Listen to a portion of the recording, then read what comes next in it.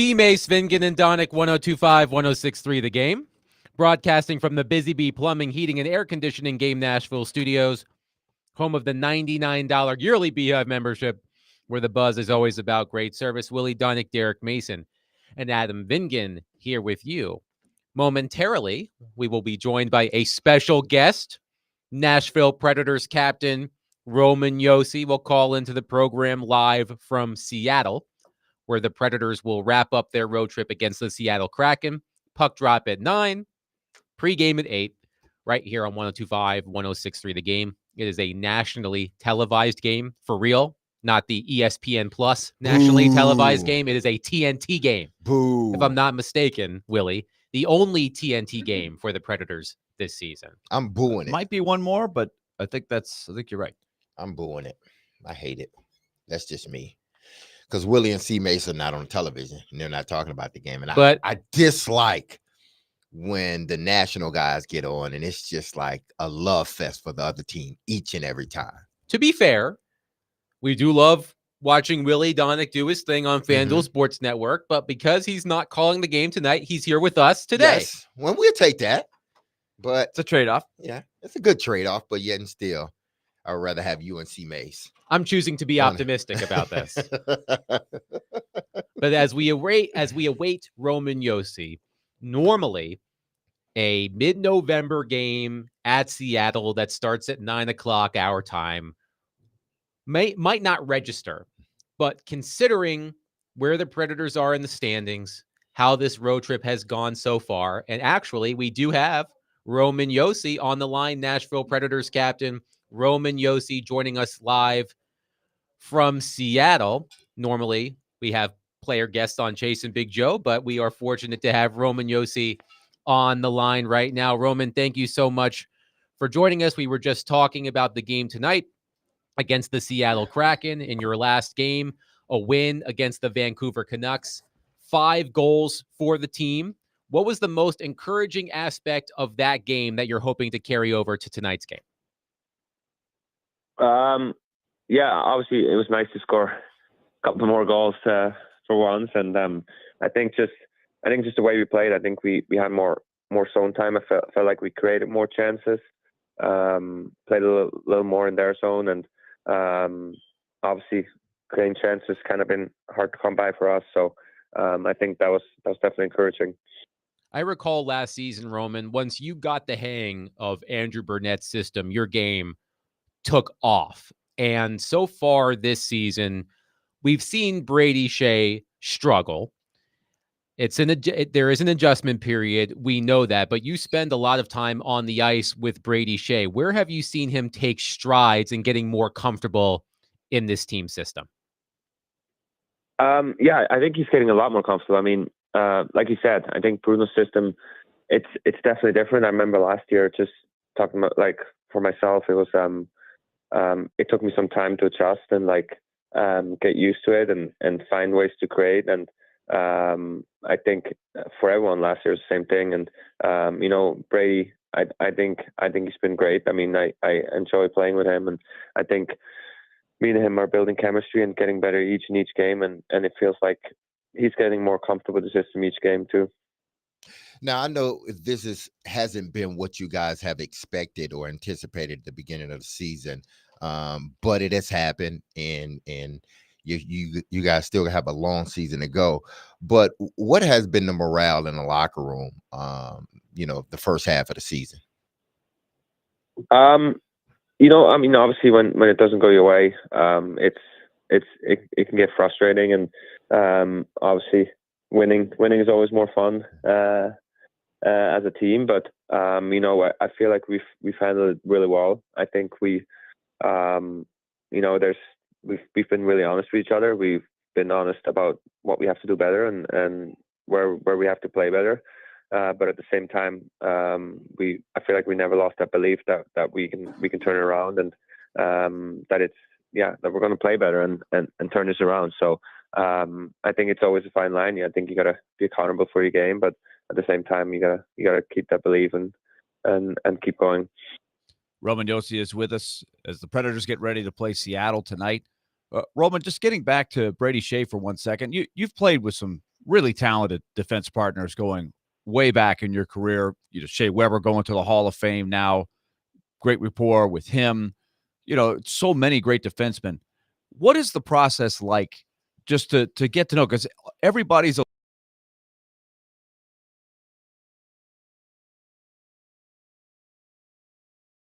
little. You scored the other night during that huge surge you had in the second period. So it looks like, and looking at the numbers too, the last 5 games have been really good between the two of you guys. So the process always takes some time. But what's unique about each player? How do you try to go about it?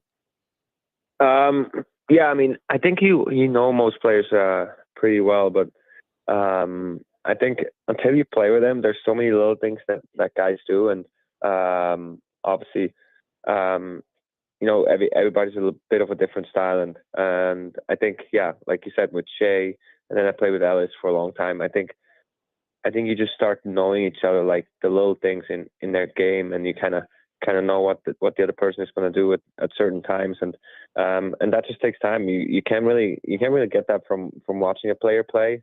I think most of the time when you see a player play on another team, you only see like the highlight plays, right? Not the little plays, and those little plays take time to just know what a guy's thinking in certain situations, and obviously a lot of communication and talking about the game. So yeah, I've been through it before with different partners, and I just know it takes a little bit of time. Another thing that's gotten talked about a lot on this road trip, you guys had a little extended time in Vancouver, which is not the worst place to hang out for a few days. That's for sure. I think we would all agree. But you had some time to get the team together and things like that. That really, for the first time with this group, you had to do that. So what do you think that can do for a team to get to know each other a little more with some of the younger players and some of the new guys? Yeah, I think it's great. I mean, that's why road trips are so great. I mean, you spending a lot of time with the team. We've been on the road for 12 days. We had some time in Vancouver. We had some time in Edmonton too. And it's a great time just to get together, go for some dinners together. And I think especially when you have a team with a lot of new guys, a lot of young kids, it's really good to just connect off the ice. And obviously everything's a little different around the rink all the time. So it's nice to get together off the rink. It seems like you guys found something. You had a little swagger in your game against Vancouver. You were saying it after that frustrating loss in Calgary that maybe you just need to loosen up and attack the game a little bit more. It seemed like we saw that in Vancouver, and you have to hope to carry that over. Do you think you guys maybe found a little energy, something like that, what you're that ingredient you're looking for in Vancouver? Yeah, I think so. I mean, it felt like we were just attacking the game more, like you said, and I felt like we played more in the ozone. I thought against Calgary we were just kind of, I don't know, we're hoping to win. Obviously, we played well defensively. They played well defensively. It was kind of a boring game to say so, but like it just felt to me like we didn't attack the game. We were kind of hoping to win, and I felt like against Vancouver we had more. Like I said, we created more chances. Right away we were kind of on our toes, and I think that's the way we need to play. Nashville Predators captain Roman Josi joining us on D-Mace, Vingan, and Donick. Roman, thank you so much for your time. Good luck tonight in Seattle. No problem. Thank you, guys. Appreciate it. Mm-hmm. Roman Josi joining us on the program. Normally, Chase and Big Joe have the pleasure of talking to a Predators guest on Wednesday, but because of the time change, we benefit. So Yes. Good to talk. We didn't want to make Roman get out of bed at 7:15, Pacific time. No, unfortunately, we don't have that kind of stroke to get the captain of the team who makes $9+ million a season. We do not have the stroke to get him out of bed. But let's continue the conversation we started before we talked to Roman. So the Predators are wrapping up their 5-game road trip tonight in Seattle. Normally, a game like this might not register for very many people, but when you consider where the Predators are in the standings, how they started their season, how this road trip has gone so far, they have points in 3 of the 4 games. They are 1-1-2. And Willie, we touched on this a little bit yesterday. If the Predators win this game and they come home from the road trip 2-1-2, points in 4 out of 5, it's a much different feeling than, let's say, they lose in regulation. They come home 1-2-2. One game might not seem like it makes a huge difference, but when you consider where this team is right now, it is as critical of a game, I feel like, as you can have the week before Thanksgiving. Yeah, well, I mean, there's everything is more critical because they started 0-5. I think that's really the reality that they're facing for the next several months. Barry Trotz, I thought, had good perspective yesterday, as usual, with Jared, and Jared hit him with some hard-hitting questions about the reality of where they sit. But Barry Trotz boiled it down to this. He said, you can't get it all back in one week, right? But he said, we've got to make up 5 points over the next 60 games. Or 60-plus games, whatever they have. It's 62, something like that. So he says there's time. And I agree with Barry Trotz's assessment. The goaltending's been good. The special teams have been pretty good. I feel like in the last week or so, 2 weeks, maybe on this trip, really, they have fixed a lot of the defensive problems. They are not giving up as much quality. The last thing that's got to kick in is what we saw in the second period against Vancouver, and that is a team that has weapons like they do. I mean, Roman Josi is a possible Hall of Fame player, tracking that way. He's got 700 points. Steven Stamkos, we know, is a Hall of Fame player. Philip Forsberg is an outstanding player. Steve, they haven't played like that. They haven't looked like that at all. But in the second period against Vancouver, that looked like a team that could hit you and did hit you with a 3-goal burst.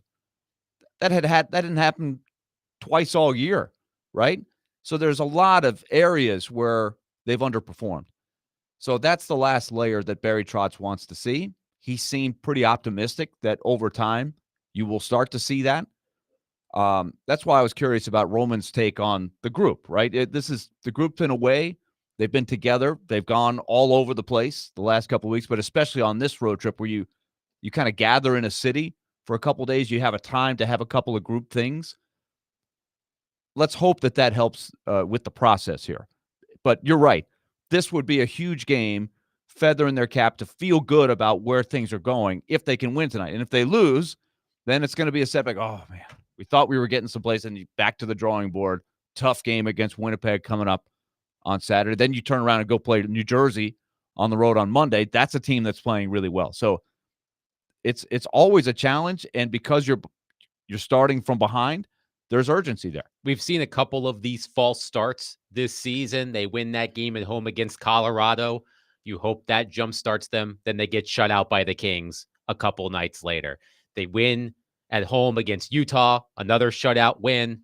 They go on the road. They play a tight game against Colorado, but they still lose in overtime. Then they lose to Edmonton in overtime and Calgary in regulation. So they have not won consecutive games since that 3-game winning streak after they started 0-5. So we've seen a couple of these false starts. You're hoping that what the Predators did against Vancouver can carry over tonight against Seattle. But we are a week away, 8 days to be precise, from Thanksgiving. We all love Thanksgiving.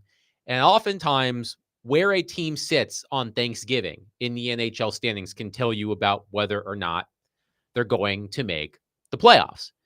Over the past 4 full previous seasons, so I'm not including the 2 seasons that were impacted by the COVID pandemic, 15 teams out of 63 total who were not in a playoff spot on Thanksgiving ultimately made the playoffs. 15 of 63. So that's roughly a quarter. Now, some of the teams in that group of 15 went on to do great things. The 2018-19 St. Louis Blues were not in a playoff spot on U.S. Thanksgiving. They won the Stanley Cup. We know how historic that was. The Florida Panthers in 2022 were not in a playoff spot on Thanksgiving. They ended up going to the Stanley Cup final and losing. The Edmonton Oilers last year were not in a playoff spot on Thanksgiving. They also ended up going to the Stanley Cup final before losing to the Panthers. So it is not a death sentence if you are not in a playoff spot on American Thanksgiving. But over the past 4 full seasons, roughly a quarter of the teams that were not in a playoff spot on Thanksgiving ultimately made the playoffs. So the Predators have 4 games left before Thanksgiving tonight in Seattle. They come home and play Winnipeg on Saturday. They're at New Jersey on Monday, and next Wednesday, I believe it's the Flyers at home. So they have 4 games left to make up some ground. And even if they're not in a playoff spot a week from tomorrow, if they can get within a point or two, I would feel a lot better about where things are.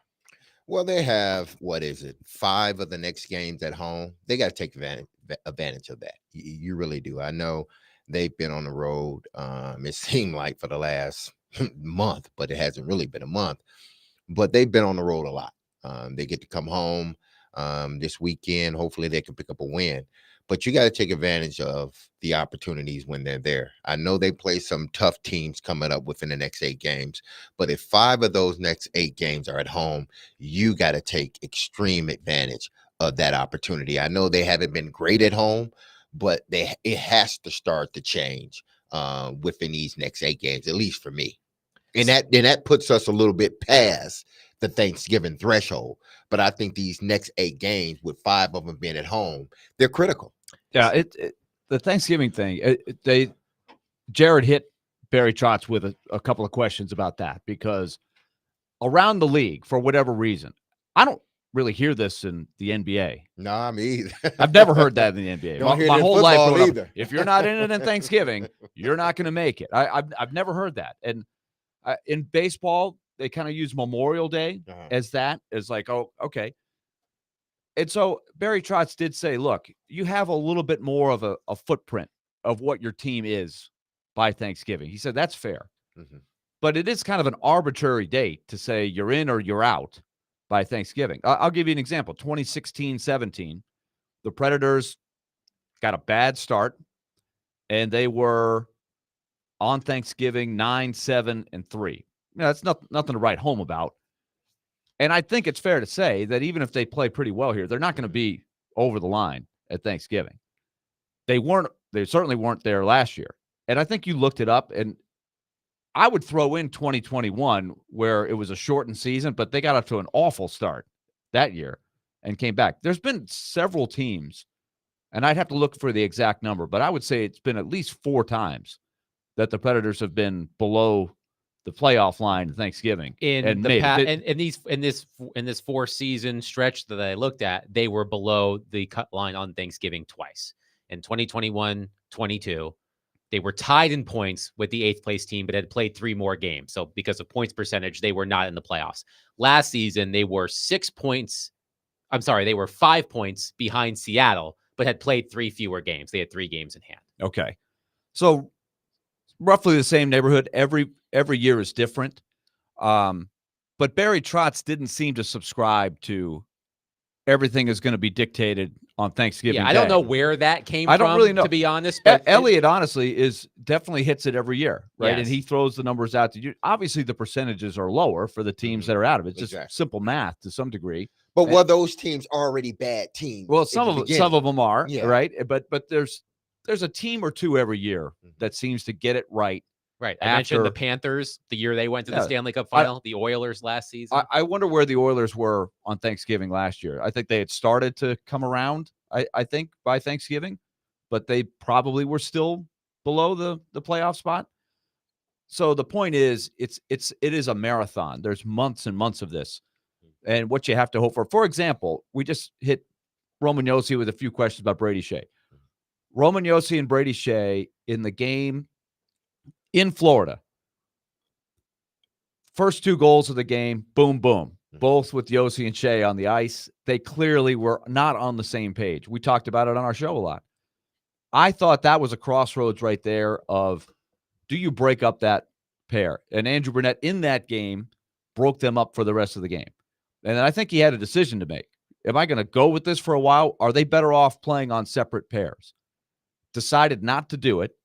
And since then, if you look in their last 5 games, I just looked up the numbers on Sportlogic, 62.7% of the expected goals. They're starting to get much more quality. And you heard Roman Josi talking about the little things that until you play with somebody, you don't really know. You can't watch a guy and say, okay, I'm going to have good chemistry with that guy. You got to play. You got to get the reps together.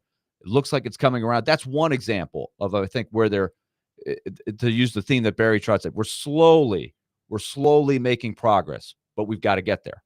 615-737-1025. The Predators are back in action tonight at Seattle. Puck drop at 9, so get your caffeine.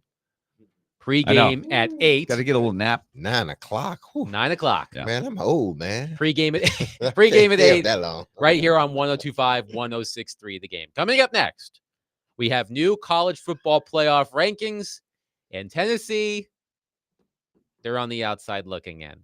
We'll look at the latest college football playoff rankings and see if Tennessee has any path to getting back in to the 12-team field. We'll do that next, but before we do, tune into 94.9 The Fan this Saturday for Vanderbilt football. The Commodores will take on LSU with pregame beginning at 5 and kickoff at 6:45. Coverage is also available on the 94.9 The Fan app and at thegamenashville.com.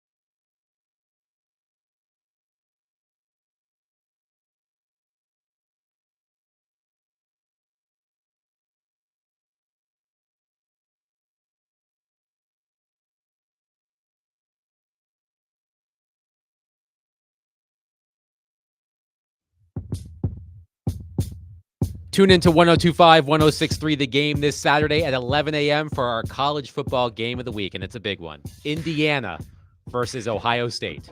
No doubt, Big by- Ten in the house. Presented by Twin Peaks Restaurants. Take your tailgate to Twin Peaks, home of 29-degree drafts and wall-to-wall sports. Willie Donick, Derek Mason, and Adam Vingan here with you. We have the latest college football playoff rankings. Tennessee drops 4 spots to number 11 after losing to Georgia over the weekend. They're the first team out of the playoff. I thought this was interesting. Alabama is number 7, although Tennessee defeated Alabama. And according to the Knoxville News Sentinel, this is what college football playoff selection committee chair Ward Manuel said about why Alabama is ahead of Tennessee, despite Tennessee beating Alabama. Quote, SEC teams have beaten each other at different times, so we have to look at Alabama in the last 3 games, particularly the 2 before they played Mercer. They won in dominant fashion. We were really impressed by Alabama's win at LSU 2 weeks ago, so it is close. There are a lot of conversations, and we'll continue to monitor the performance of all these teams. So Alabama, since losing to Tennessee, they beat Missouri 34-0. They beat LSU 42-13, and they won against Mercer 52-7. Tennessee, since beating Alabama, defeated Kentucky, defeated Mississippi State, and lost to Georgia. So it seems like it's really going to come down, and Joe Rexrode, our very own Joe Rexrode, wrote a column about this at The Athletic. When it comes to Tennessee, I think it's going to come down to Indiana or Tennessee. And we mentioned the game of the week, Indiana at Ohio State. Depending on the outcome of that game, we could see another shift in the college football playoff rankings. I think if you are a Tennessee Volunteers fan, you're hoping that Indiana gets their butts kicked at Ohio State. If that were to happen, perhaps Indiana would drop out and Tennessee would find its way back in. Yeah, I think that's the only way Tennessee finds themselves in. If you're depending on Indiana, if they're earmarking Indiana and saying, okay, it's between us and Indiana, and if Indiana loses or if Indiana wins, it determines on whether we go. Well, Indiana has to get blown out in order for you to leapfrog Indiana. You didn't do what this boils down for me is you didn't do what you needed to do, Tennessee. You didn't beat an Arkansas team that you were much better than. You laid an egg against them. And then in the second half against Georgia basically outplayed you the second half. They did. It wasn't even close in the second half. So before you start to moan and whine and it's not fair, you got to handle what you need to handle. This is perfectly set. And I said this yesterday. This 12 team was set up for teams like UT and Ole Miss. Teams like that kept missing it in the 14 playoff. That their fan bases were arguing, if we had more teams in it, we would make it. It's not fair. Well, damn it, they gave you more teams. And you still on the outside looking in. Why? Because you didn't take care of your business. Take care of your business like Indiana is taking care of their business. If you do that, then you wouldn't be in a situation. You could have lost to Georgia and still been in the college football playoff right now. But no, you lost to Arkansas first, and then you lose to Georgia. You can't sit here and whine and moan about Indiana and how their strength of schedule is poor. The committee is telling you strength of schedule doesn't matter. It doesn't. They're telling you that now. So if you know that, then you got to blame your own team for this. If Indiana loses against Ohio State, you better hope it's by more than 14 points. Because if it's 10 or less, and if it's a close game, they're still going to give the nod to Indiana. So the bracket as of now, Willie, 1 through 4, they get the buys. Oregon at number 1, Texas at 2, Miami at 3, Boise State at 4. The first round matchups, number 12 BYU at number 5 Ohio State, number 9 Alabama at number 8 Notre Dame, number 11 Georgia at number 6 Penn State, and number 10 Ole Miss at number 7 Indiana. I feel like this for the college basketball weeks leading up to the actual selection Sunday. I don't pay too much attention to the matchups because I know they're going to change. Because just for example, that Texas A&M game is going to dictate a ton in what happens with the bracket. These teams that get the buys, they still have to win a conference championship game to get that bye. So it's hard to really gauge what all the actual bracket means. I do think it's fair to try to listen to what they're saying. One theme that I do get is I think that there is a strong contingent on that committee. This is just my take, that they don't want to they're going to find reasons not to have too many SEC teams in it. Am I wrong? But wasn't this supposed to be so more SEC teams could get into it? Well, more will get in it. It's Yeah. just a matter of how many, because they want to leave space for those other leagues to feel like they've got a chance, and there's the automatic bids take care of that. But as far as the at-large bids, if it comes down to an SEC team versus a Big Ten team, and the SEC team clearly has a tougher schedule, or throw in any league for that, what should happen, right? This was the example I used yesterday. I didn't say it very well because we were talking about a couple different things. But what is a tougher game on the schedule? Who is a tougher opponent, Colorado State or Kentucky? Kentucky. I would Well, think. see, then that would be the question that I would have. Watching Kentucky, I haven't watched a lot of Colorado One team State. is 7-3 and 5-0 in their league. That's Colorado State. That's probably who Boise State has to beat to earn the automatic bid that everybody's had them in there for weeks. They're still going to have to beat Colorado State on a neutral field. Kentucky, I would contend, is a pretty tough out, right? They're flawed. They're towards the bottom of the SEC, but that's not a bad team, right? They took Georgia right to the wire, Won. had a chance to win, but they're 1-5 and they're 4-6. So that's kind of what it boils down to me. But I think you're hearing people on the committee saying, well, the non-conference, they played a team, they use what? The record of your non-conference opponents, right? Isn't that one of the things I heard them say? The record of your non-conference opponents, yes. Yeah. But the record is one thing, but you have to look at the team too, right? Kentucky's record is not impressive. Colorado State's record is good. But who's the better team? Like, you have to use some of that. But I feel like if you're going just straight up with the record, you're kind of saying, well, I don't want too many SEC teams in there. That's my SEC snob take. So Joe, in this column, he wrote for The Athletic comparing Indiana and Tennessee. He writes, quote, Indiana hasn't played a better schedule than Tennessee, in part because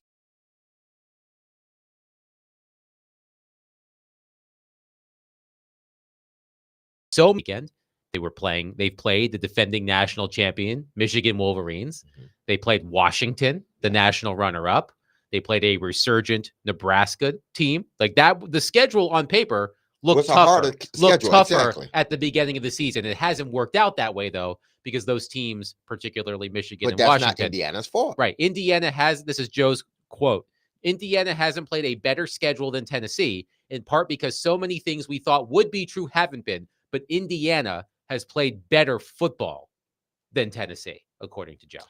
Yeah, offensively, if you've and I know, saying these across SEC airwaves will not hit because y'all are not watching Indiana, and I get it. If I wasn't a Big Ten guy, I wouldn't be watching much of Indiana either. But if you have been watching Indiana, that's a good football team. Yeah. They are a good football team, both offensively and defensively. UT's problem is they are a hell of a team on defense, but they are so up and down on offense. They are very inconsistent on offense. They show up against Alabama. They don't show up against Georgia in the second half. They don't show up against Arkansas. They show up against other teams. That's too inconsistent in a sense for me. That's for me. And Indiana has not been inconsistent. They've been consistent across the board each and every game. They blow people out, but their brand of football has been consistent both on offense and on defense. I think the eye test will be important for Indiana when they play Ohio State, because, and this is one thing I really don't like about college football and to an extent college basketball. I think there is a benefit of the doubt for the old school power an Ohio State, an Alabama, a Penn State. Those teams get the benefit of the doubt over an Indiana who is not supposed to be there. Mm-mm. But especially in this day and age of NIL, where you have a bunch of new guys and you have a bunch of transfers. Now, was Joe accurate on this? Was he putting a factor? Was he just being like exaggerating? Do they have 14 players from James Madison on their team? No, they do. They got do. a lot They of do. players, yeah. Yeah, Now, James He brought a Madison lot is of players one with heck him. of a team. because Indiana's head coach was the former JMU coach. Right. So he brought a wave of his players. A It's- national champion JMU team not too long ago. If I'm He not pulled mistaken. Deion Sanders. Yeah, well, that He's brought a seems to be working for Clark Lee pretty well with the New Mexico State And a group. different classification, not like not a BCS national champion. Well, no, James Madison's been FBS for a number of years. They were an FCS power Yes. perennially when they were, and that's one of the reasons they moved up. But in their league, they've been a powerhouse for a while, and so he took the players that probably were under recruited at a high school, But and had said, developed. yeah. But don't you think there's a stigma of, I don't think Indiana's really that good, right? Mhm. They have to overcome that, and they have a chance to do that in Columbus against Ohio State. I don't even know if they have to win the game, but if they look like they are even up, have a chance, that is going to go a long way, I think, to the perception. Well, either Indiana, either they win, they can't get blown out. So either they win or they lose in a close game and just sit back and not have to play in the Big Ten championship game.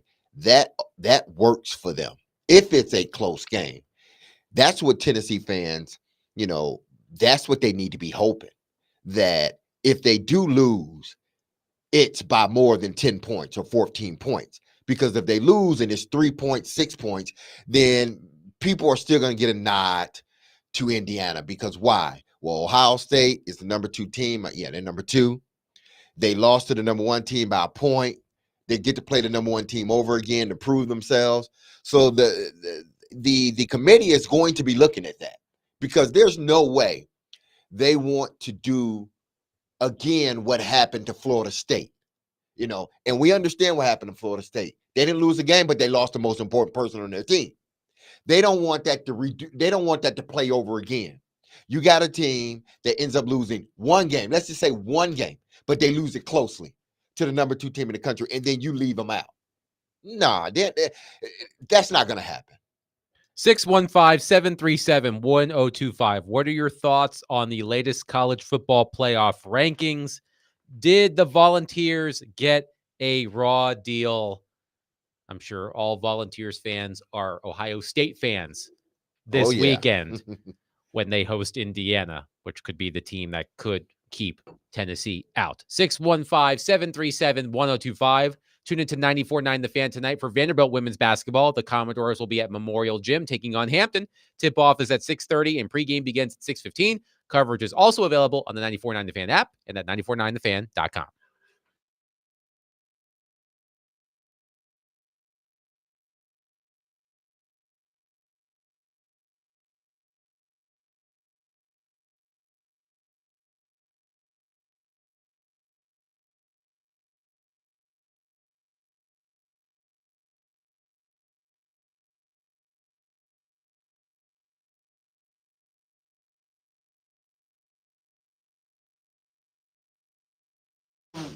Hey, this is Derek Mason, and you heard me tell you about Dr. Lodge at Cool Springs MD for some time now. If you set out to lose weight, chances are it's not your first time setting a resolution to shed some extra pounds, only to face disappointment.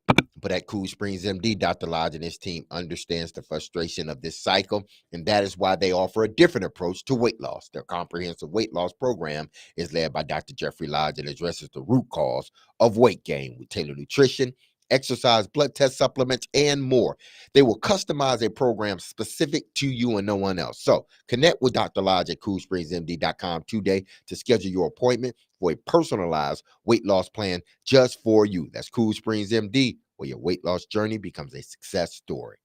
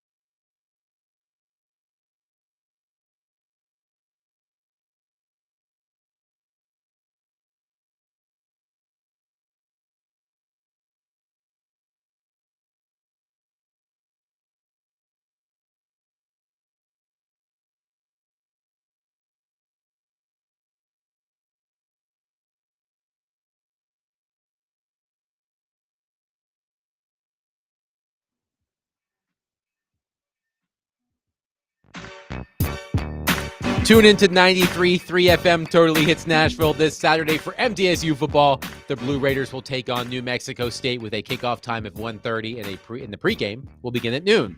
MTSU football coverage on 93.3 FM Totally Hits Nashville is presented by Sloan's Motorcycle ATV.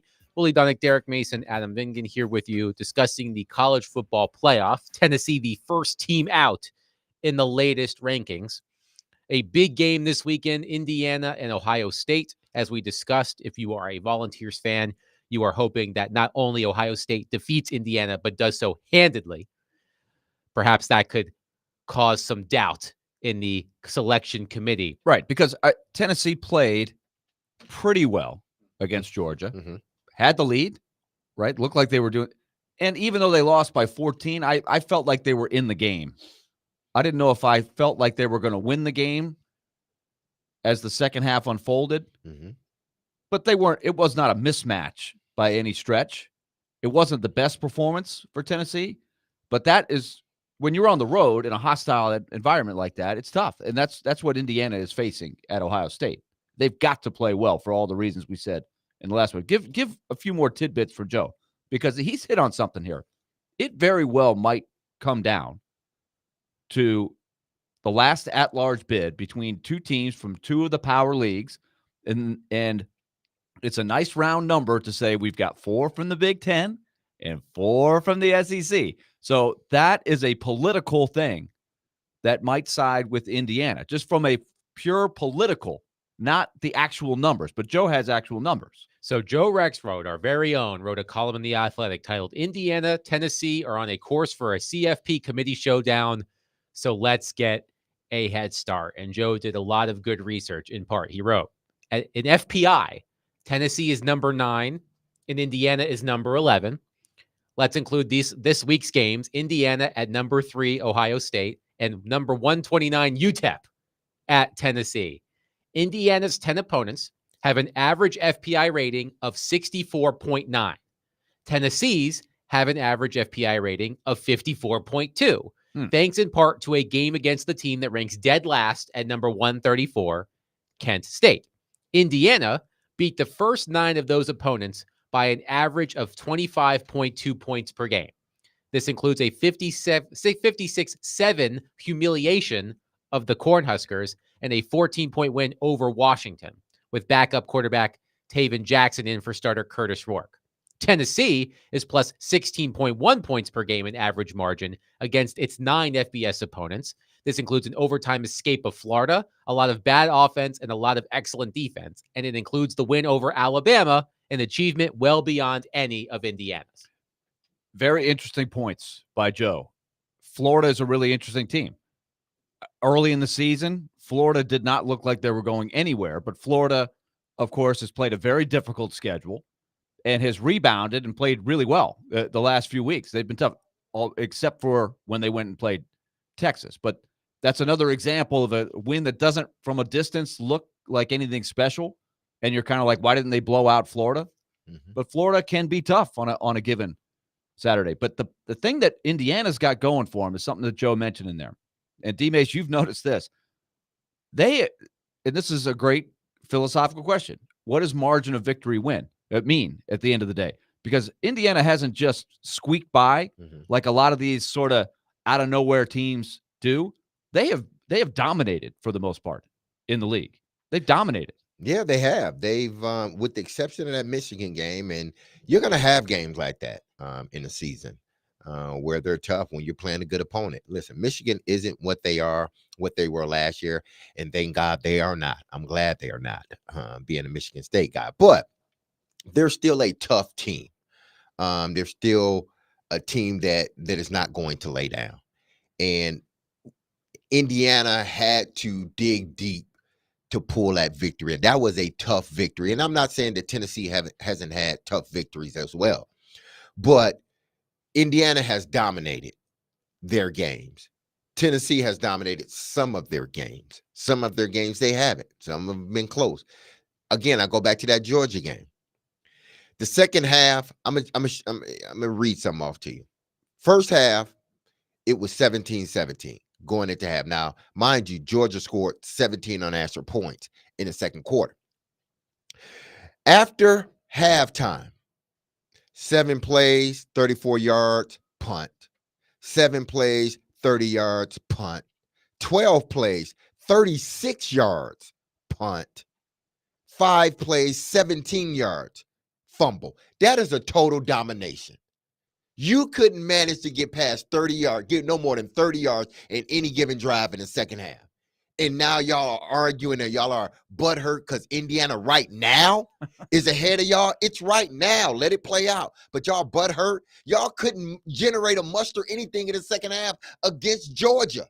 I wasn't expecting Derek to say butthurt today. But that's what. And listen, I get it. If I was a UT fan, I would probably be butthurt too. You know, it just be that way. Fair enough. But your team has to take care of their business before you start worrying about somebody else's business. and Tennessee hasn't taken care of their business the way they should have. They're still a good team, but they have problems offensively. They haven't been able to dominate the way that we've seen, or at least I've seen Indiana dominate, or some of these other teams dominate. So if you are a Tennessee fan, you could drive a Tennessee van. But if you are a Tennessee, if you're a Tennessee fan, maybe with a Tennessee van, you need to exchange your orange for scarlet and silver this weekend because you are Buckeyes fans for the week. Mark is on our phone line, driven by WilsonCountyHyundai.com. Mark, thank you for calling. Please go ahead. Yeah, how you doing, Adam, Willie, D. Mays? What's going on? Hey, let me stir up the pot toward the Tennessee fans. I want them to hate me today. So you lost that big game to Arkansas, and that's really what's killed Tennessee's season. Had they won that game, they may not be in this predicament they're in. I'm hoping Vanderbilt knocks them out the box if they play this weekend. Just go and knock them out the box so we don't even have to talk about them anymore. Yeah, Indiana's played not a strong schedule.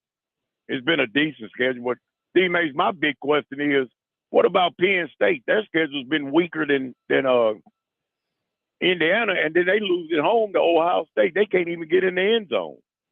So, I mean, and you got Penn State ranked up there pretty high. So, I mean, I don't know, Penn man. State looks pretty safe by most accounts, right? If they don't stumble against Minnesota. Thanks for calling, Mark. And Maryland. Well, listen, Mark has a point. I mean, and I think everyone has been saying this about Penn State. They did lose. It was a close game against Ohio State. I give them that. So it wasn't like they got blew out. It was a close game. It was at Penn State, which makes it even worse.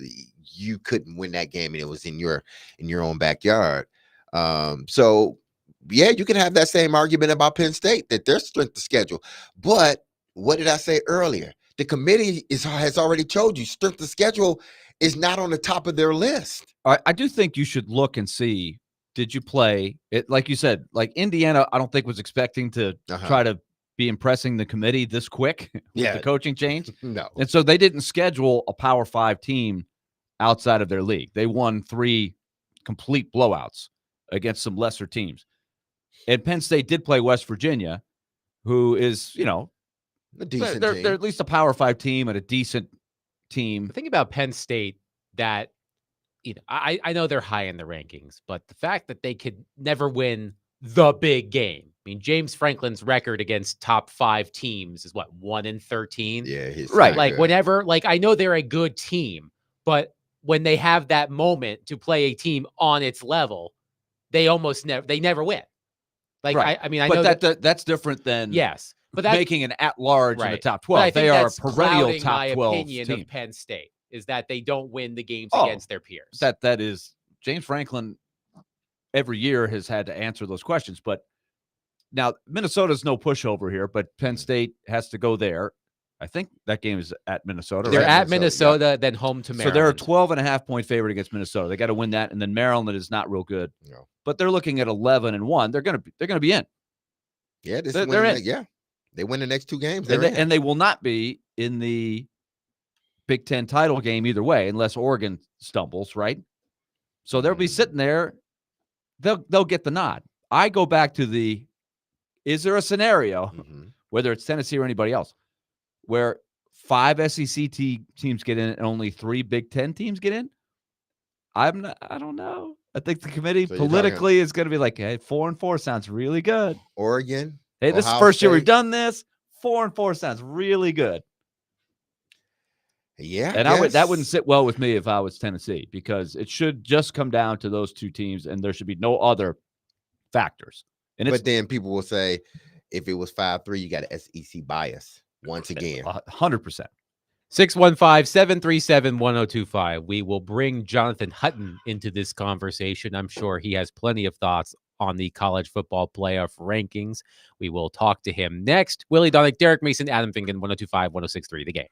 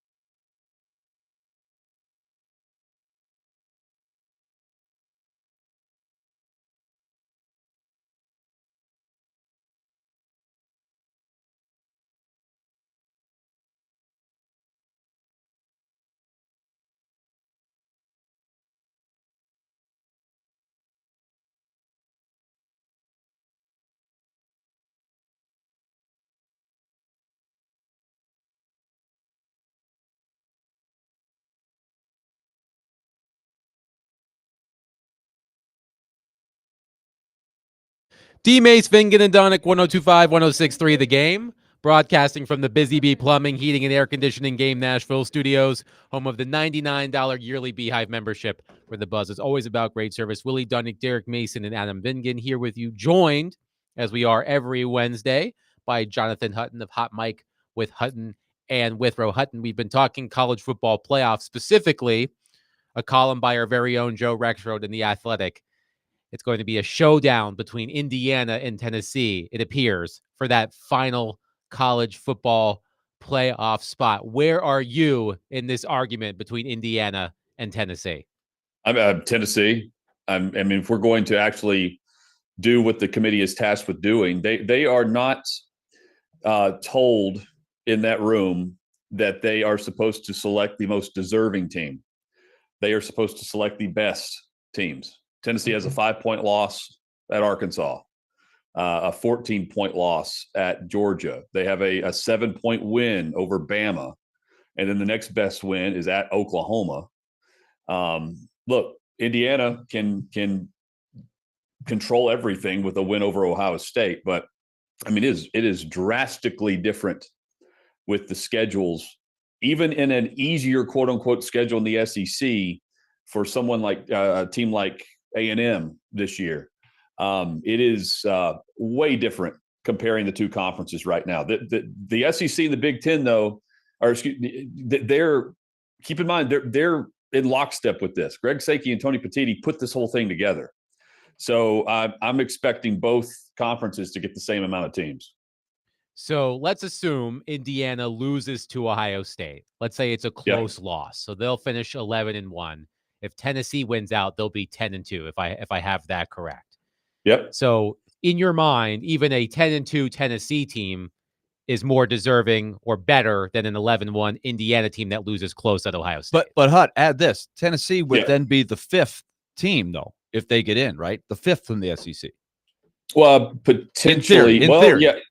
In this, yes. Look, I say it's 4 because of this, Willie, and it's just it's the money involved in it.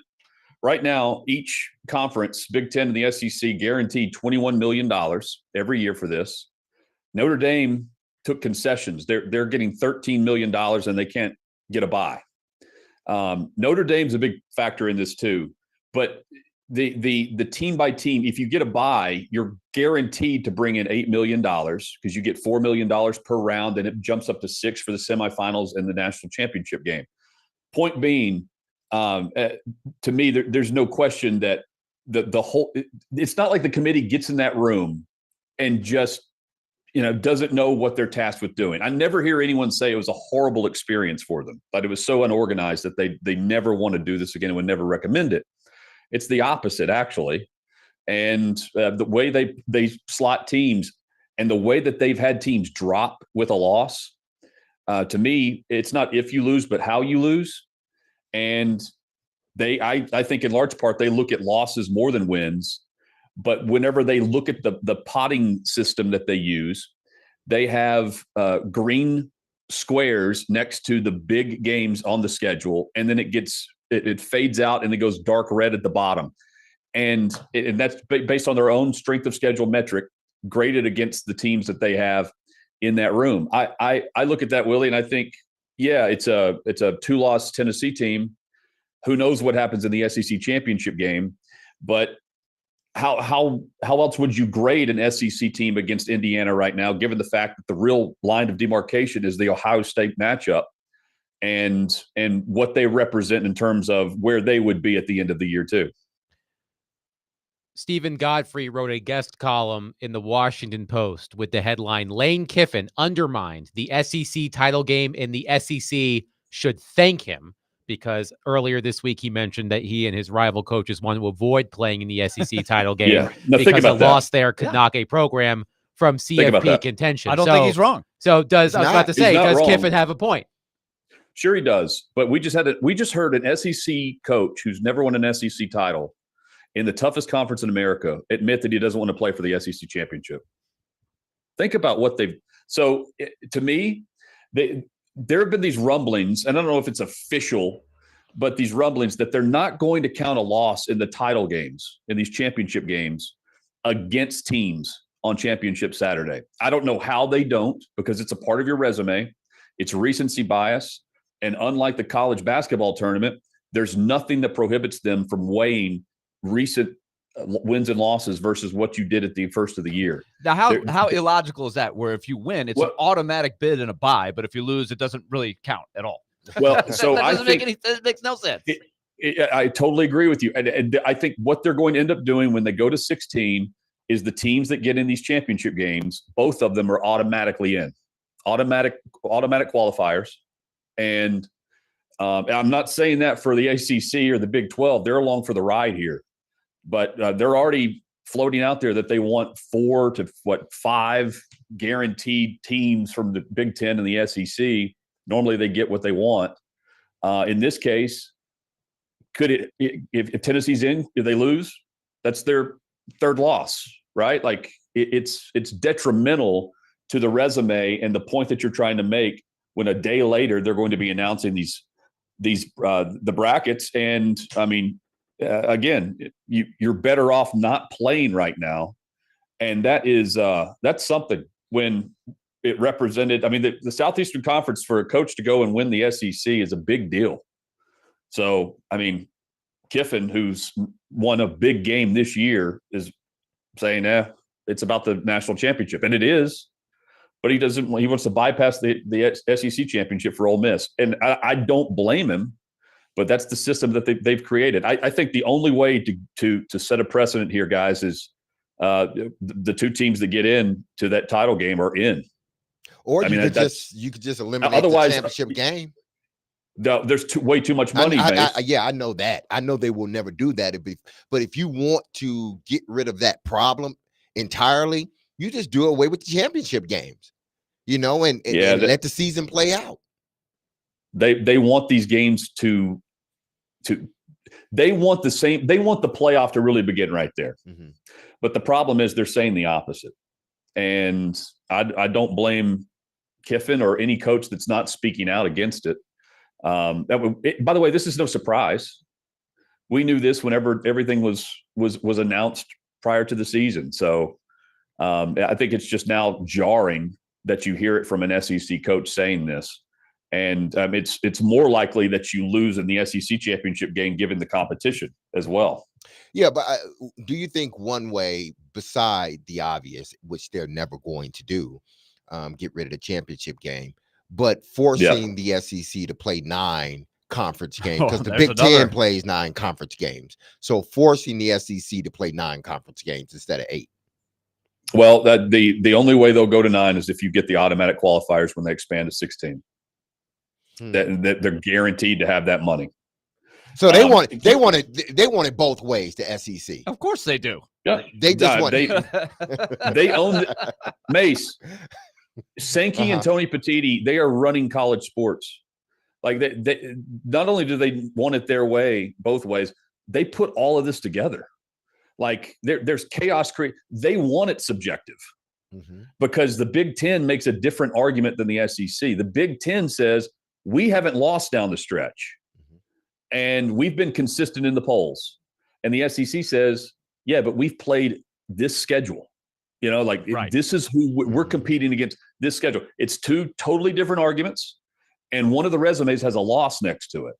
That's why, Hut, I think the most intriguing scenario is if there's a scenario where it's Indiana and Tennessee, and if you go with Tennessee, it's 5 SEC, 3 Big Ten, because that is possible, right? It's possible if it comes down to that last one, and that's you're faced with not having an even split money-wise between the 2 guys that you said put the whole thing together. They're at the table. They're at the head of the table, both of them. Yeah, but so I still think one of the 5 gets left out, Willie. Just on that final bracket, they will make the bracket the way they want to. But that would mean that Indiana's in, because there's only 4 possible teams that get in from the Big Ten. So you need Indiana in if you're the Big Ten. You've got to find a way for Indiana might be able to get in, but I'm saying Tennessee could still get in and have another team drop. What if Boise is going to be the bye They're going to be the 4th highest ranked conference champ. You know, that's another factor in all of this. We know the one bid leagues, right? Mhm. I do find it interesting though, and I don't know. Again, Vegas is Vegas. They're building and tearing down and rebuilding casinos out there every year for a reason. The SEC over under for this tournament, for this bracket, was 4.5 teams. It dropped to 4 last night, and the extra half point went to the ACC. I found that interesting. Just for the wagering audience there. Again, it didn't go to the Big Ten. It went to the ACC, where Clemson's still in the mix based on what they did. Now, Hut, I'm gonna tell you who I believe the best team in the country is, regardless of the Georgia rankings. Yeah, I think Georgia is the best think team Ole Miss in the country. Is the best. I believe Georgia is the best team in the country from what I've seen of every top 10 team. You think Ole Miss? I like Ole Miss because they're a top 25 offense and defense. And we saw what they did to Georgia. But look, do you trust Lane Kiffin over Kirby Smart? No. Okay. No, I'll take Kirby Smart. I would take Dabo Swinney in the playoff too, by the way. I'll take the top coaches in the playoff that had their team ready to go, because Georgia has an 18-point loss at Ole Miss. They have a 7-point loss against Bama. They have a 15-point win against Texas, 14-point win over Tennessee, 31-point win over Clemson. But then, Ole Miss, the thing that sticks out with them is that Kentucky loss. But that 18-point victory over Georgia, and then a 24-point win at South Carolina with the way the Gamecocks are playing at 7-3 South Carolina. That's a big deal too to the committee. I think Ole Miss has an argument to be made for where Georgia is. Texas is not that team, but they don't move. The committee doesn't budge off of the Longhorns. Jonathan Hutton is with us. We'll be able to break this down again next week. I don't know if it's going to change a whole lot. So this is going to be a lot of drama. The stage is set here for who makes this bracket. And we're just wrapping our arms around a lot of the factors here that were hard to do that with when we started. It's the first time we've gone through it. So let's talk Titans for a second here, Hut. Yep. If you go, let's just work with me here. Let's just say that you don't use the first pick that you have on a quarterback. Okay. And you've got maybe two really good players. One is a potential right tackle, and the other is a dynamic edge rusher with let's just say a top 10 first round pick. Which way would you lean there? Just with your need. What's the bigger need? And based on how hard it is to find those guys. I mean, in a typical answer, Willie, 9 times out of 10, I'm going to go with the edge guy. With this team, the one player that has held them back is right tackle. But it's not right. They need an edge rusher bad. Would you agree? Like that's the one thing absolutely. I'm looking like. Why can't they? They cannot get to the quarterback. This would be a really good defense, I think, if they had a dynamic edge rusher, but they don't have one. Well, if they had an edge rusher, the final score is 9-6 every week. Yeah.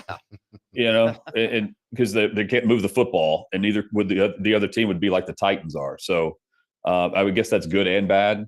But I mean, I've never seen one player be this detrimental to an offense. It's rough. I mean, it's really bad. And I was talking about this with Steve Lehman from Channel 5. We crushed Ken Wisenhunt for putting Wills Vitek on an island against J.J. Watt. Where is he at now? I do remember that day. That was he probably owns half the strip in Vegas for all I know. That doesn't even sound like a real person. I feel like Zach Mettenberger might still have therapy though. Jake Locker. I was on the sideline in Houston. Jake Locker had his brains beaten in when Mettenberger had to come into that game. And it was Wills Vitek at left tackle on an island, and J.J. Watt was mic'd up for that game. Wills Vitek is the worst player in a Titans uniform I've ever seen. Sounds like the creative player when you're playing a sports video game and they just need someone to fill the roster. Yeah, that doesn't sound like a real person. Vitek would whip my ass. Don't get me wrong here, okay? But he's the worst Titans player I've ever seen in a uniform. With that being said, they just rotated a practice squad player they've had for a month with Nicholas Petit-Frere on purpose. Don't put him back out there. In week 11. Don't put Nicholas back in out week you 11. You have to have a No. live body Willie, out there. No. Well, do not Will try Svitek is him out available. there. Is that the next guy that we Hey, go to? put somebody Will else out there. Svitek is like he's like the mountain from Game of Thrones with no athleticism.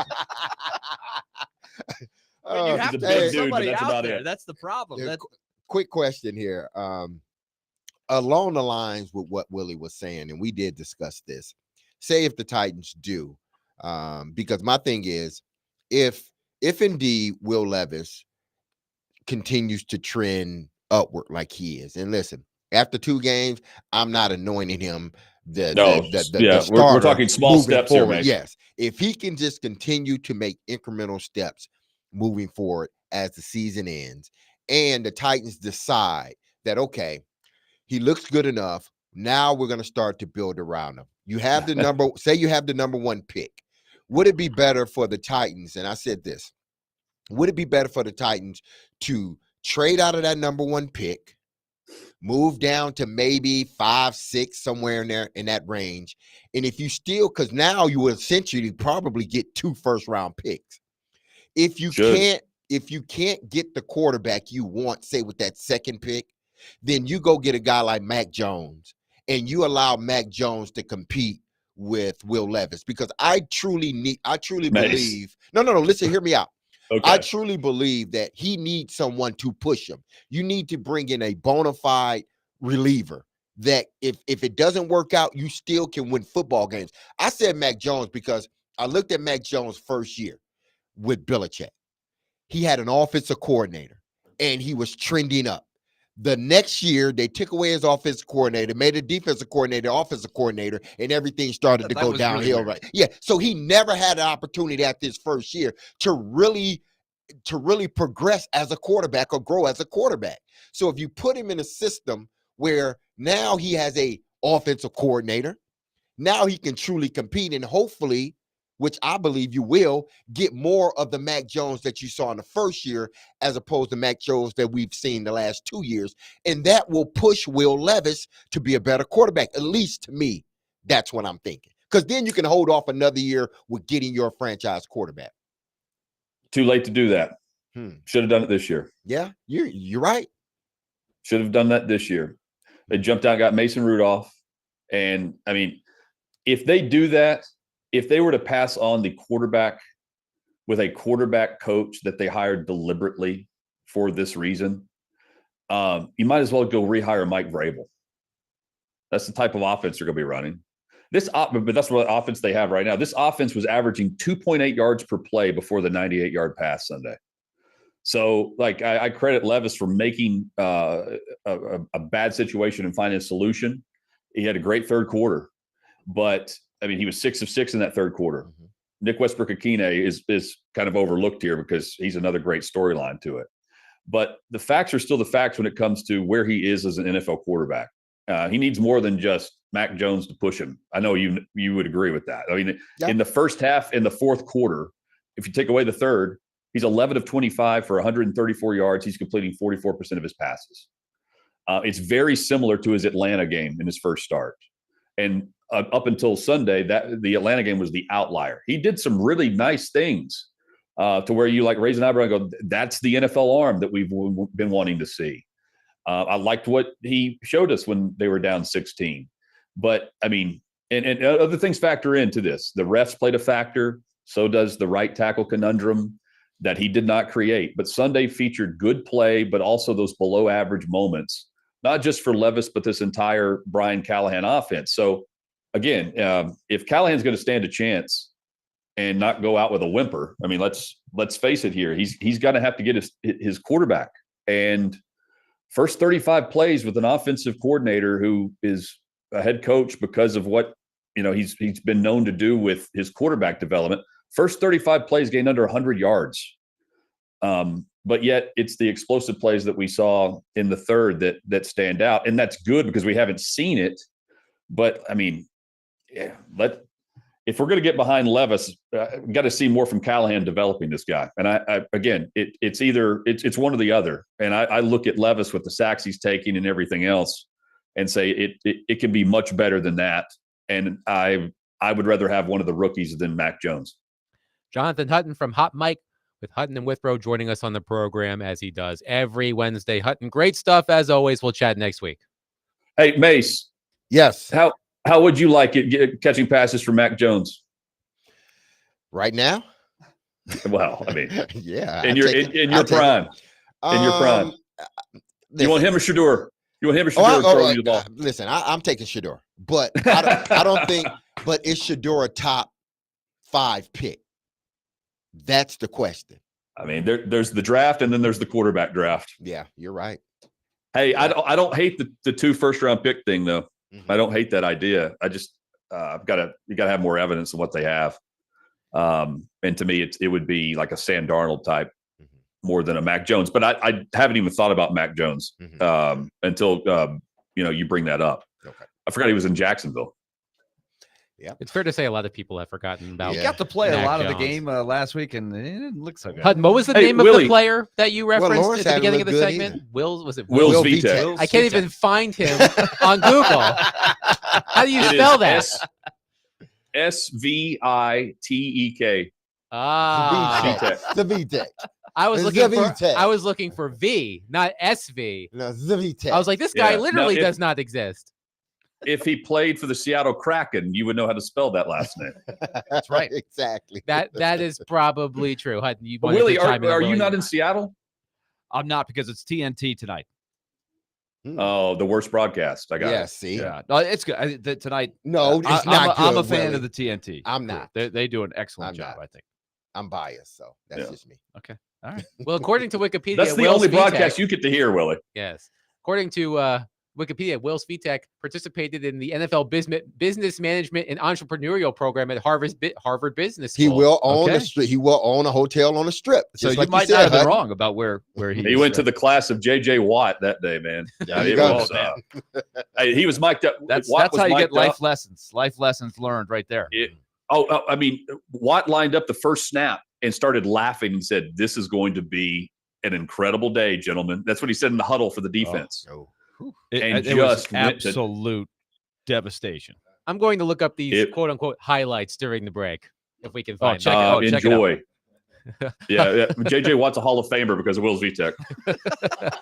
Hutton, great stuff. We'll talk next week.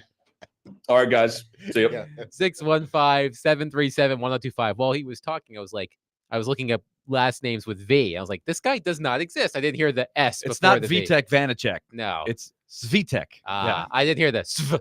I just heard It's the the v. Yeah. Got it. 615-737-1025. Speaking of, if this player was a hockey player, I would know how to spell his name. Chris Mason, Willie's partner on FanDuel Sports Network broadcast, will join us for his weekly discussion on the Nashville Predators. 615-737-1025. Willie Donick, Derek Mason, Adam Vingan, 1025-1063. The Game.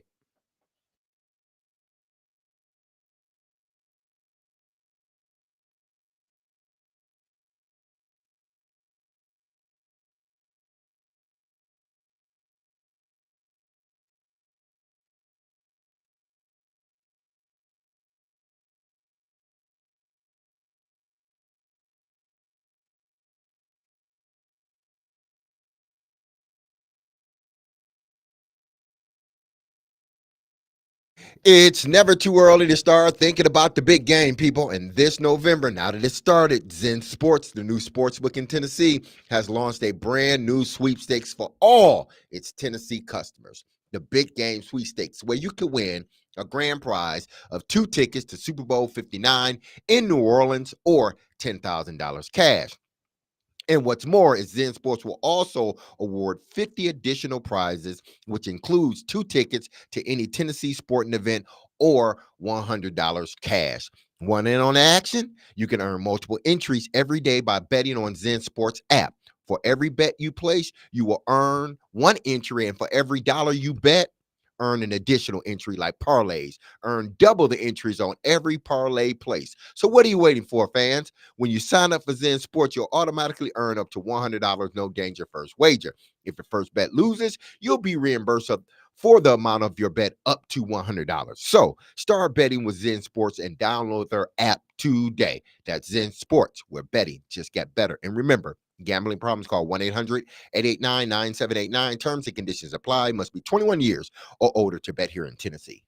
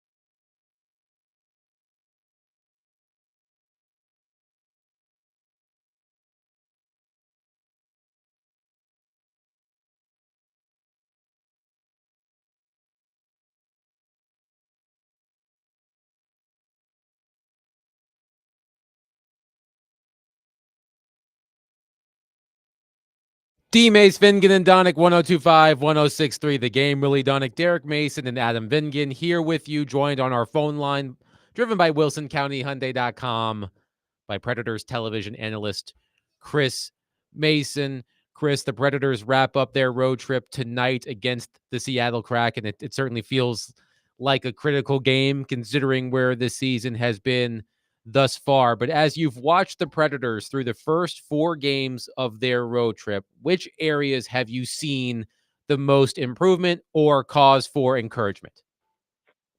I would say this trip, one thing aside maybe from the Edmonton game, I think defensively, I feel like every night they go out, I kind of trust them a little more. I think earlier in the season, I think everyone that's followed the team, from last season carried over to the beginning of the season is like, I don't know what we're going to get from these guys. It just looked discombobulated and out of sorts. And there was no real part of their game where I felt like I could go into a game thinking, well, at least we have this, until, Juice started playing well, then you're like, okay, at least Saros is going to give them a chance.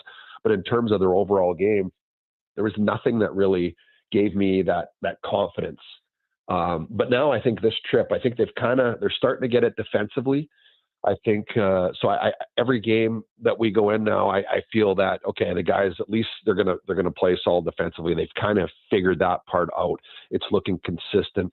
The offensive side of things is the one that it is next, seems to be last to come around. So I think defensively, that's given me hope, because I feel if you can get that down and you get good goaltending, you have a chance to win every game.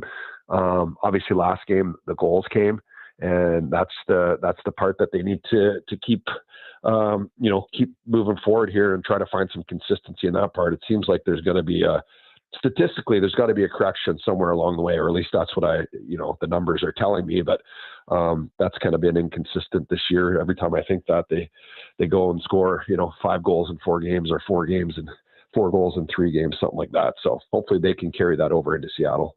One player who has been conspicuous by his absence on the score sheet is Jonathan Marchessault. He has 0 points at 5-on-5 so far this season. When he was on the ice for Roman Jossi's goal against the Canucks the other night, it was the first time this season that Marchessault has been on the ice for a Predators goal at 5-on-5. I know he's a good player. Conn Smythe, bad players don't win Conn Smythe trophies as playoff MVP. So I know he is a good player, but I've been disappointed by what I have seen from him so far this season. What has been missing from his game that has made him a non-factor at 5-on-5? Well, that's the one that's really, I've had a tough time, because, I remember seeing him in Vegas and just seeing this guy. He's everywhere. He's getting to places quicker. He's attacking the net. He's got such a great shot, great release. And I don't know, everyone takes different amounts of time to get settled in, but I feel it's almost past the point where, it's maybe a little bit in his head right now, but I feel like he's almost like, he played better last game, was probably one of his better games against Vancouver, along with many other guys. But I just feel he's not getting to the interior, and for whatever reason, he'll pull up and pass pucks away, and he just doesn't look comfortable out there. And I don't know what the reason is, but it's obviously taken a lot longer than everybody would expect. And I mean, you're got guys, as you mentioned, Conn Smythe winner, 42 goals last year. He's got a great shot, and he's not really getting a lot of pucks to the net. I think, aside from last game where he started getting a little more, action toward the net, I think, which was promising. And, you kind of look like the player is making plays and getting things done. That nice pass over to, he's made some nice cross ice passes and starting to get his game hopefully going. But I really honestly couldn't tell you. And I think that's something that's more of a personal question to him, why it's not getting, but it just, for whatever reason, it's just not translating to success, or the shots on goal. He's a high volume shooter. He's not getting that. And I feel he's just not getting to the inside as much as he should be. Now, see, Mace, they've been able to get some points the last couple of games. Now, they haven't been wins, one of them, but they were able to come out of it with the point. Now, moving forward with this team, 5 of the next 8 games are at home. How critical is it going to be for them to at least get a point, seeming they're playing the majority of their games in the next 8 games at home? They got to, honestly, and I heard you guys talking earlier about the Thanksgiving cutoff, and this team has got to, they have to have a playoff approach. Like it's got to be some desperation. It's not going to be easy no matter what the situation is. And they got to, their big guys got to lead them. It was nice to see Stamkos. We just talked about Marcia. So Yossi's got to get on the board more. Even the top line that carried them last year offensively has been, the offense hasn't been there for them either. Those are the guys that have to, if they're going to win, if they're going to get back in this thing, those guys are the ones that have to score. The first 3 games of the road trip, I think they scored, or 4 games of the road trip, they scored three goals or something like that. It was 4 goals, sorry. Cole Smith, Michael McCarron, Colton Sissons, Luke Evangelista, and they managed to get 2 points out of the first 3 games. And they got shut out in Calgary. That's not the recipe for success. They go into Vancouver, Stamkos gets a couple, Roman. Those guys, those are the guys that have to score. They're playing the majority of the game. They're put out there in the power play. Those situations when you need a goal, Philip Forsberg, we know all the guys. Those guys got to get going. And if they're going to do anything with this home heavy part of the schedule, it's those guys that are going to have to lead the way. So, promising game in Vancouver. We've seen the team have a promising game here and there, but can they follow it up with another effort like that? They got to score goals. At the end of the day, that has been probably the most disappointing thing with this team, that you thought was going to be, that one of their strengths would be offense, and that's probably been one of their biggest weaknesses. So those guys got to crank it up and keep putting the puck in the net. Talking to Chris Mason, Predators and the Kraken tonight to round out the 5-game road trip, and then they've got the Winnipeg Jets, who were impressive last night, coming in on Saturday for their next game.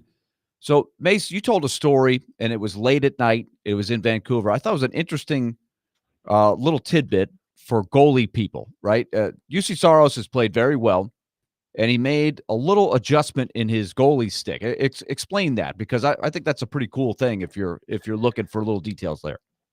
Yeah, well, I remember when I actually skated with the team, I was in there and looking at his gear, and I was looking at his stick, and I was like, oh, that's a heck of a curve there on the stick that he was using. And it was one that was the pattern of Sergei Bobrovsky, and it had a little bit more of a toe curve. So in theory, you're going to be able to shoot the puck and get it up and shoot it a little harder with less effort. And he said, I love this stick. He said, I've been using it. He said, the only problem is the paddle's, a little bit too short. And so I'm just going to wait. I'm going to use my old ones and then order the ones with the shorter or with my paddle lengths. And it had been taking a while to get the sticks. So it was almost on the game against Boston. That's kind of when, Juice kind of started going on a tear. Right. Since then, he's been really good. Yeah. He's kind of said, screw it. I like this stick. I'm going to use it anyway.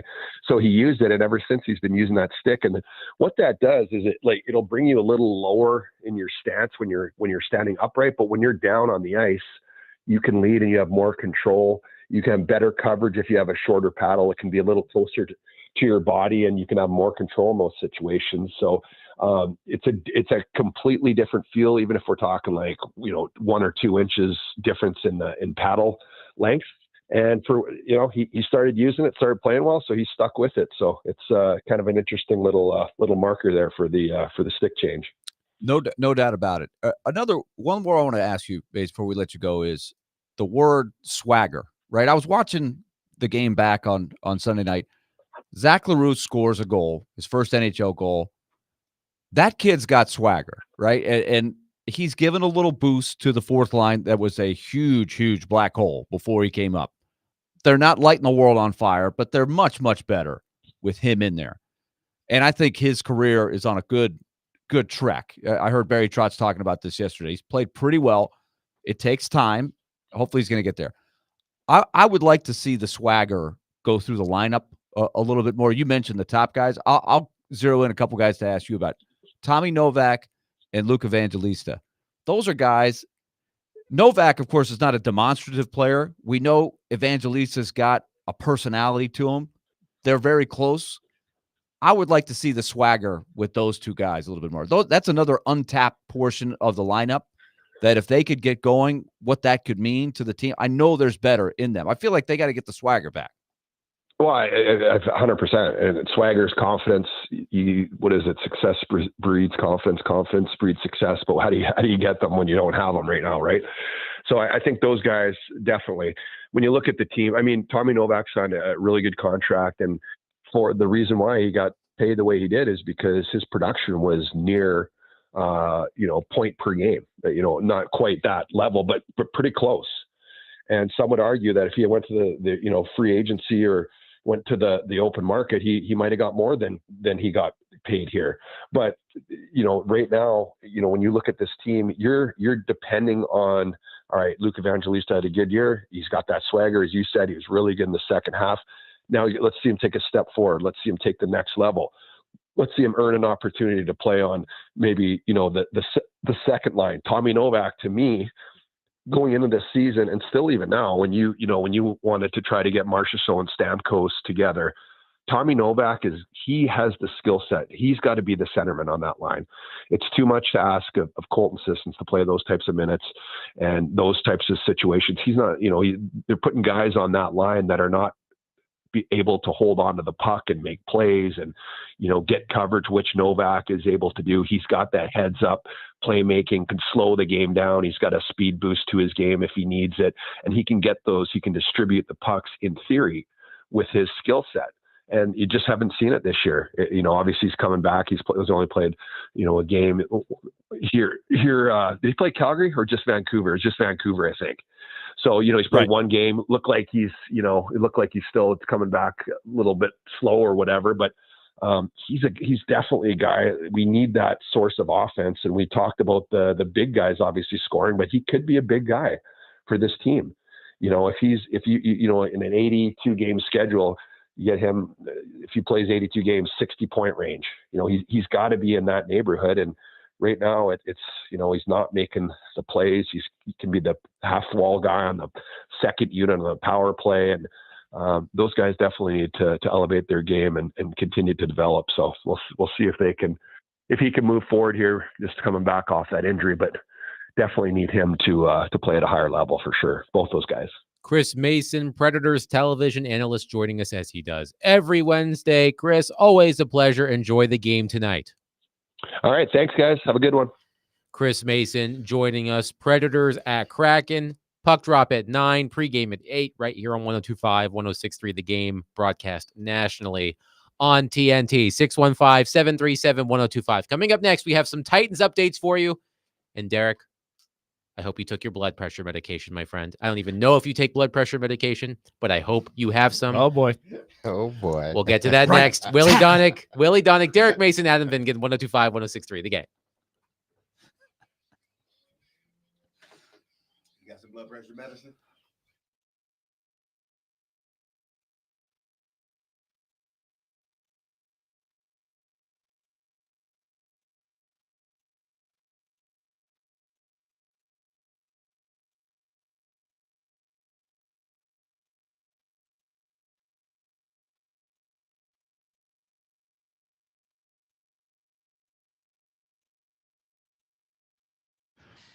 I can dig it. Also, let's talk about Lee Company. Predators in action tonight against the Kraken, as we talked about. Our coverage will begin on 102.5 The Game at 8 o'clock. Max Hers and Hal Gill will be on the call of that one. Lee Company, proud sponsor of our Predator coverage, and down in Smashville, where the Predators will next be in action against the Winnipeg Jets on Saturday night. The Jets are off to an unbelievably good start. Let's talk about what Lee Company does for your home. 615-567-1000. Build the year-round relationship with Lee Company. It's the best way to go long-term. It's called preventive maintenance. They come in, give you the annual checkups. You pay a small fee per month, but then you get it back over the long term because you'll get discounts on repairs. It's the best way to go. Lee Company will service your heating, your cooling, your plumbing, and electrical systems in your house. And as we said, they'll find those little problems before they become big problems. Great way to go. We use it in our home at the Donick residence. 615-567-1000 or leecompany.com. LeeCompany.com. Lee Company, proud sponsor, Nashville Predators.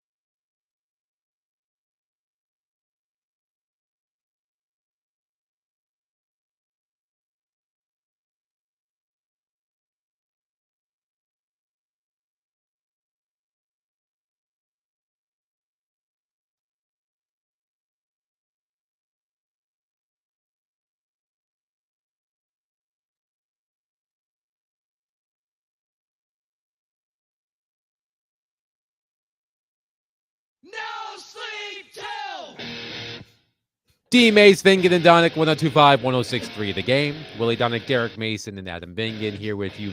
Mitch Light, college football editor from The Athletic, will join us in the next segment. And he is a fan of the Brooklyn Nets, by the way. They're not doing too hot, are they? I don't think so, but he's die hard. Well, I would imagine going back to their days in New Jersey. I was about He grew to up in New say, Jersey. I imagine it's from his New Jersey roots. But Derek, I told you that I hope that you had your blood pressure medication available. If you don't have blood pressure medication, please don't go find somebody at the station who does have blood pressure medication. I tried to tell you. According to Teron Davenport, it'll be another week with Nicholas Petit Frere at right tackle. Can I just ask For something, the Tennessee D-Mace, Titans. before you just go crazy?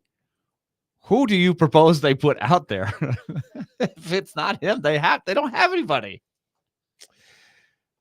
Thank you for your happy place. I know y'all expecting me to go crazy. If you're driving by the station right now on Murfreesboro Pike and you have blood pressure medications, Please. pull off. Just drop by. If Into you the see parking lot. smoke coming out of the building, it's not because we have a fire. It's just D-Mace is very You'll see the angry. Cromwell Media sign. Pull over and lend some to Derek. Man. But I Derek, know y'all expecting me to go crazy. I'm gonna throw some things around. I know some that's some what y'all quiet expecting. some quiet range. But some all I'm rage, gonna I should say is, who's coming with me? That's who's gonna be on my side on this, huh? Listen, this is just. In this, I know a part of it is. Well, what else are we gonna do, Derek? That's right. That's You my know. question to you. Who else are we gonna put out there? Who would you advise we put out there? I'm gonna tell you who not to put out there, and that's Nicholas Petit Frere, aka PT. PT. We don't do that on this program. But That you is- had to do it for that is- this sake. No, that is for banned this from this sake, program. you Banned. have to do it. This guy, listen, he may have been a good football player at one point, but right now he's not. And that one essential thing that I think all offensive linemen must have in order to play that position, because listen, if you're getting slapped across the head every play, you better have this one thing in you, or you ain't gonna be playing it long. Dog. He doesn't have it in him. And that's spelled doesn't. DAWG. Yes, not a dog. I wish he did have a dog he could take with him, It's and maybe dog. the dog Dog. can scare the defensive end away. That is a quote from Barry Trotz. If Yeah. you're scared, Get a Get a dog. dog. Get a dog, exactly. So I wish he did have a dog, DOG, It would be a next to him, Chihuahua. to scare away the defensive ends. Don't but hit he on doesn't. Chihuahuas. If he had a Chihuahua, it'd be even better. This kid doesn't have dog in him. He doesn't. He's a big guy with some athletic skill, but just because you're big with athletic skill doesn't mean you can play the position the way it needs to be played. You see a bunch of big athletic guys playing in the NBA, but not too many of them can play the center position the way it needs to be played. Rough and tug it. Why? Because they don't have that thing in them that's going to force them to sit in the box and sort of go at it with another defender each and every play. So what do they typically do? They go on the outside where it's a little bit easier so they can shoot that three-pointer. They do not have a dog on the right side of the line. They don't. And I would not put him back out there, because what he's going to do, and I want to see what their excuse is going to be. He's going to get somebody hurt. He's going to get Will Levis hurt. And if I'm Will Levis, I'm raising my hand like, whoa, whoa, whoa, whoa, whoa, whoa, whoa, whoa. You expect me to go out there and be a better quarterback when this is what you're giving me? Him? Where his defender is going to be on my back every play damn near. And even when he's not on my back, I still feel him because I'm shell-shocked. So y'all going to trot him right back out there? Why not trot Leroy Watson back out there? Why not trot the guy y'all tried Watson last is week? injured. Yeah, Watson's injured. That's a saving grace for PT.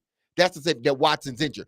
Even the guy from last week, you took him out. Why? Because he had He two couldn't line well, up. Derek. you teach him how to line up. Derek, you would say you have PTSD?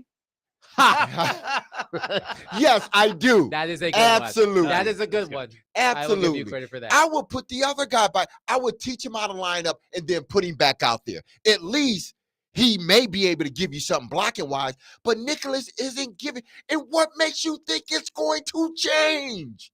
That's what I'm keep on thinking. What makes you think you're going to walk into that office one day and it's going to just poof? He's going to change and he's going to be a bona fide. Matter of fact, not even a bona fide right tackle. He's going to be a serviceable right tackle.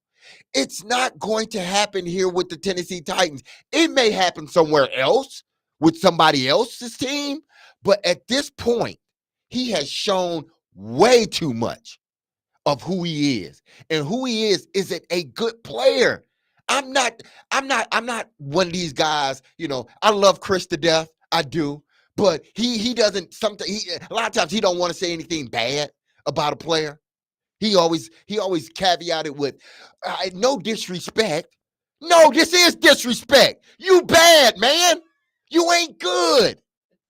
Not at least not for this team. Let me say that. At least not for this team. You have not proven in the 1 million times they giving you an opportunity to play this position. You have not proven that you can play this position, but they keep trotting you out there and they're asking the fans to come watch that stuff.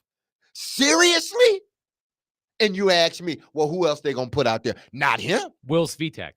Go find Will Svitek. He's 42. He probably can block better than PT. Will, if you're listening. Again, PT may be the nicest guy in the world, and I'm not doubting that.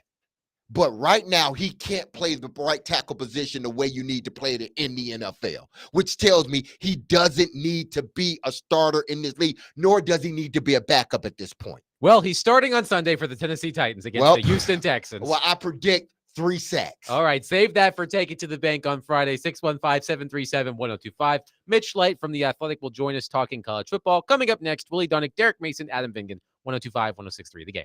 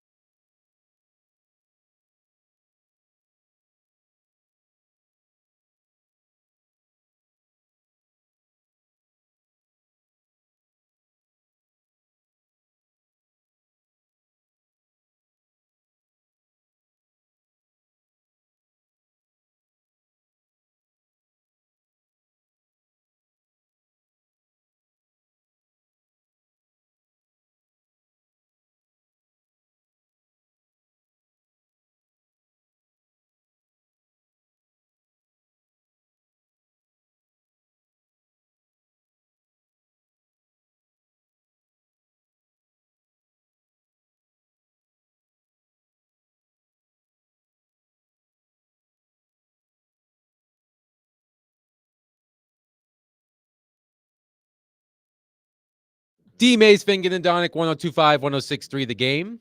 Broadcasting from the Busy Bee Plumbing, Heating, and Air Conditioning Game Nashville studios, home of the $99 yearly Beehive membership, where the buzz is always about great service. Willie Donick, Derek Mason, and Adam Vingan here with you. Joined on our phone line, driven by WilsonCountyHyundai.com by Mitch Light, college football editor over at The Athletic. And Mitch, you might have been the one to edit Joe Rexroad's column looking at Indiana and Tennessee and how they're headed for an inevitable college football playoff showdown in terms of which team's in and which team's out. I mean, in your mind, are those the two teams it really comes down to for you, Indiana and Tennessee, as to who gets a final spot? Well, I did edit his story, and I'm very protective of Joe. I would not let anyone else touch his fine work. That's definitely a possibility. There's obviously, as Joe touched on in his column, there's a lot of things that can happen, although I was just scratching out some things here, and there's a kind of surprisingly lack of marquee SEC games down the stretch. Texas A&M. There's not a lot of quality. I'm kind of digressing here, but not a lot of opportunities for real quality wins by these SEC teams. So there's not many opportunities for losses, I guess you would say. So making the assumptions that we think will happen, Tennessee 10-2, Indiana 11-1, not in the Big Ten championship game, it very well could be. But again, with 2 weeks to go in a week of championship games, it's dangerous to assume things.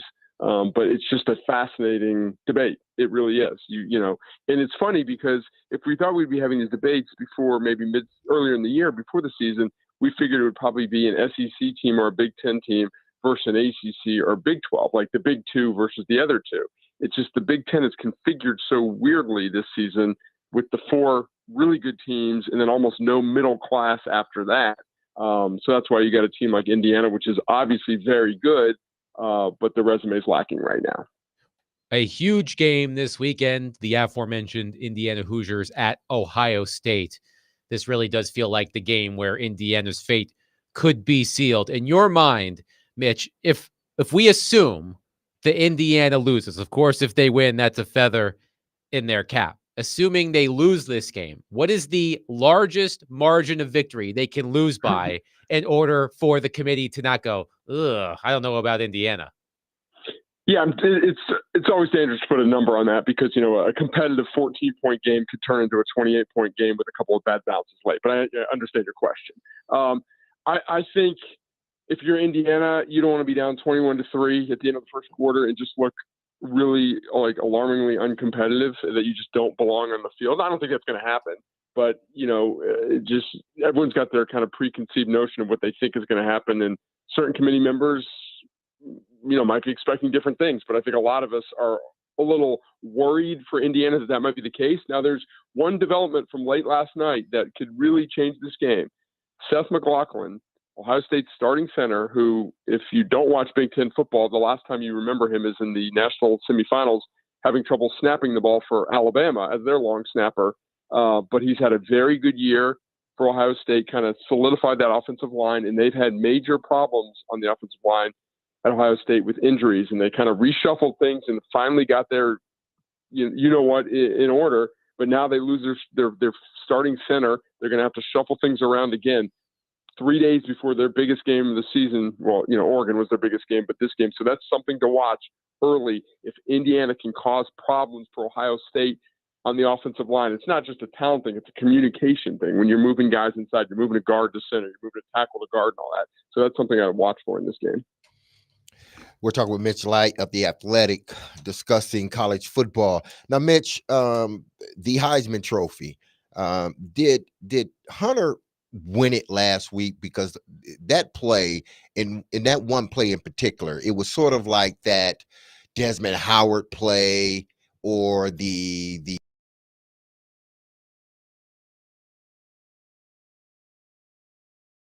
Woodson play where it just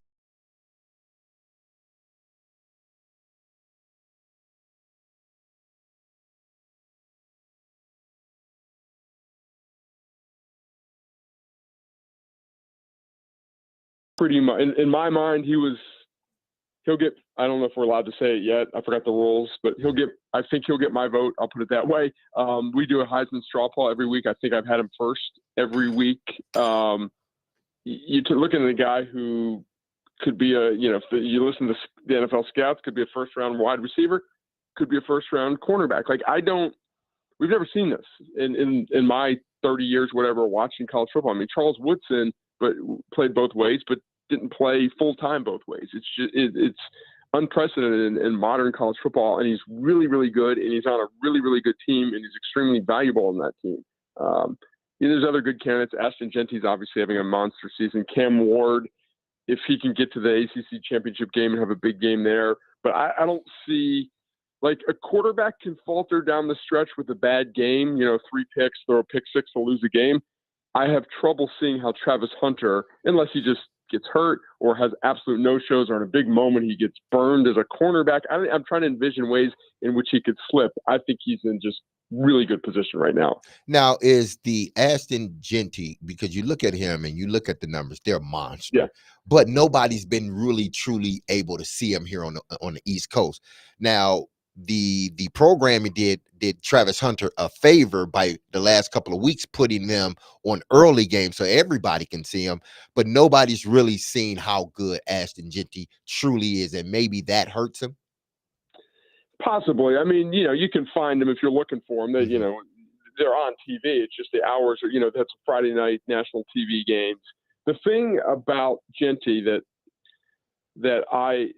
this is kind of dangerous because the award is for best college football player. Mm-hmm. So their NFL possibilities should not factor into this. But the fact that he is so highly regarded by NFL people makes me feel better about voting for him. In the past, like in my years at Athlon Sports, and we do All-America teams, I can tell you there's a lot of guys from non-power conferences that we had All-America numbers. They put these monster numbers, and you're trying to figure out, is that guy really good, or is he just feasting on bad competition? So the fact that you watch him and he looks awesome, but he's also going to be, I don't know if he's going to be a first-round pick as a running backs and all that stuff, but that he's the first running back right now in the NFL draft. Again, proves to me that he is absolutely legit and should be at least a finalist in New York. We're talking to Mitch Light from The Athletic, college football editor. And Mitch, here's something that I saw in an Athletic article. I'm not sure if this was one that you officially edited, but you're probably aware of it. They were talking about the committee and philosophical things like margin of victory. That's what Indiana does have. They haven't played a great schedule, but they have dominated in just about all of their games. It's pretty impressive. So I'm curious how that's going to translate on Saturday. And also, non-conference strength of schedule, there was a comparison. I forget which one of the writers was talking about this, but I thought it was an interesting choice of two teams. Colorado State, 7-3 and undefeated in their league. Probably going to match up against Boise State, right, for the Mountain West championship. And then Kentucky, who is sort of at the bottom of the heap, but we saw them be a pretty tough out. They beat Ole Miss, and they almost beat Georgia, right? So they're not far from a couple of really big wins, but their record is 1-5 in the league and 4-6.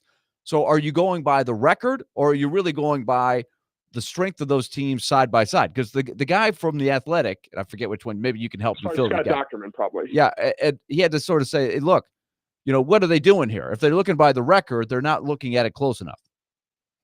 Yeah, I've always been wary in college football of strength of schedule metrics for that reason. I think you can, if you're an educated fan, media member, whatever, observer, you can look at schedules and kind of figure out what's a good schedule or not a good schedule. Like if you play in a power conference and you play one really good non-conference game against a top 10 team and another really solid one, and then two really, really bad teams, that's going to bring your numbers down. But you can look at that schedule and say, yeah, that's a really good schedule. They tested themselves non-conference, and they played another good team. So again, you're making a good point, and Scott, his story, made a good point. You can't just look at records. And I think the committee looks at everything. They've got metrics that probably include opponents' records, but then they're just looking at schedules too. That's the one thing that's easier than in college basketball. There's 12 regular season games. You're not looking at 30 games or whatever. So I always say this, it's like the committee, they come out with one ranking, but it's 13 people, and all those people have different things they look at. If I'm on the committee, I might be more impressed with margin of victory and not just who you beat, but how you beat them. Someone else might be more impressed with how you played on the road and all that stuff. So it's their job to come to a consensus, but you got to keep that in mind. Just because that's the committee's ranking, not everyone in that room thinks that way.